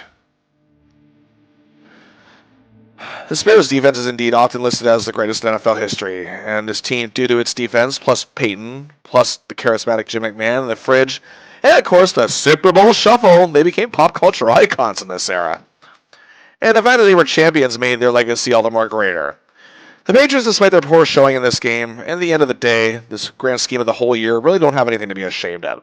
They still defy the odds with their hard work ethic and teamwork. They beat 3 excellent clubs to even get to the big game, and their first AFC title to boot. It led to a major increase in season ticket sales the next season. The Bears, however, haven't won a Super Bowl since. It's been a little crazy seesaw history since then for the Monsters of the Midway. They did make it to Super Bowl 41, but lost to Peyton Manning and the Colts. But even nearly 40 years later, this 85 Bears club still lives in the hearts of this city. The Patriots would go through some pretty lean years, but Sullivan's ownership reign came to an end in 1988. That wasn't necessarily a bad thing. A couple different regimes had their control, but Robert Kraft, he took over in 1994, and let's just say things changed. And since 2001, the Patriots now have 6 Super Bowl championships in their team trophy case, becoming one of the NFL's greatest dynasties in the history of the game. The New England Patriots have 2 Hall of Famers for this club. Offensive lineman John Hanna retired after the Super Bowl, after capping off a tremendous 13-year career. He was inducted into his first year of eligibility in 1991. He also had his number retired by the Pats, made both the 70s and 80s all-decade teams in the NFL, was part of the 75th anniversary team and 100th anniversary team in the NFL. He's still regarded as one of the best offensive linemen of all time. Landry Tippett had to wait a little while. He retired in 1993, having spent his whole career with the Patriots. After 9 years of eligibility, he got his just due in 2008. He too made the NFL's 1980s all-decade team. Some made argument for Stanley Morgan, who did reach 10,000 yards receiving in his career, as well as Irving Fryer, who had nearly 12,800 yards receiving and 5 Pro Bowls. Steve Nelson has been someone the Pats fans have vouched for too, and as great as they were, it looks doubtful, but again, never say never. The Bears have 6 Hall of Famers in this amazing club. Walter Payton, was the first, after retiring in 1987 as the NFL's all-time rushing leader, and to this day still ranks 2nd all-time. He was a unanimous first ballot induction in 1993. Mike Singletary was next. He retired in 1992, having spent his whole career with the Bears, and he too was inducted on his first year of eligibility in 1998. Dan Hampton, who retired in 1990, had to wait 6 years, but eventually got his call in 2002. Richard Dent retired in 1997 and was eligible since 2003, but in 2011, well again, he got his well-deserved honor. Jimbo Covert finally got the call in 2020, waiting almost 23 years. But in the most tear-jerking Hall of Fame induction of all, despite being bedridden and unable to speak due to complications to ALS, Steve Mongo McMichael, after 24 years of waiting, got his induction surrounded by his Bears teammates and his wife, getting to see his statue bust and got to don his Hall of Fame jacket in 2024. Many also feel offensive lineman Jay Hilgenberg, a 7-time Pro Bowler, should also get some induction, and I can actually agree with that one. Mike Ditka, you're probably wondering where he is. Well, he's already in the Hall of Fame as a player, so he's actually not eligible as a coach. And that does it for our look at Super Bowl 20. I realize this was as long as the game itself. But either way, what other rows of these big games would you like to see in the future? Well, let us know in the comments. Please like and share the video and subscribe to the channel. Until next time, I'll see ya!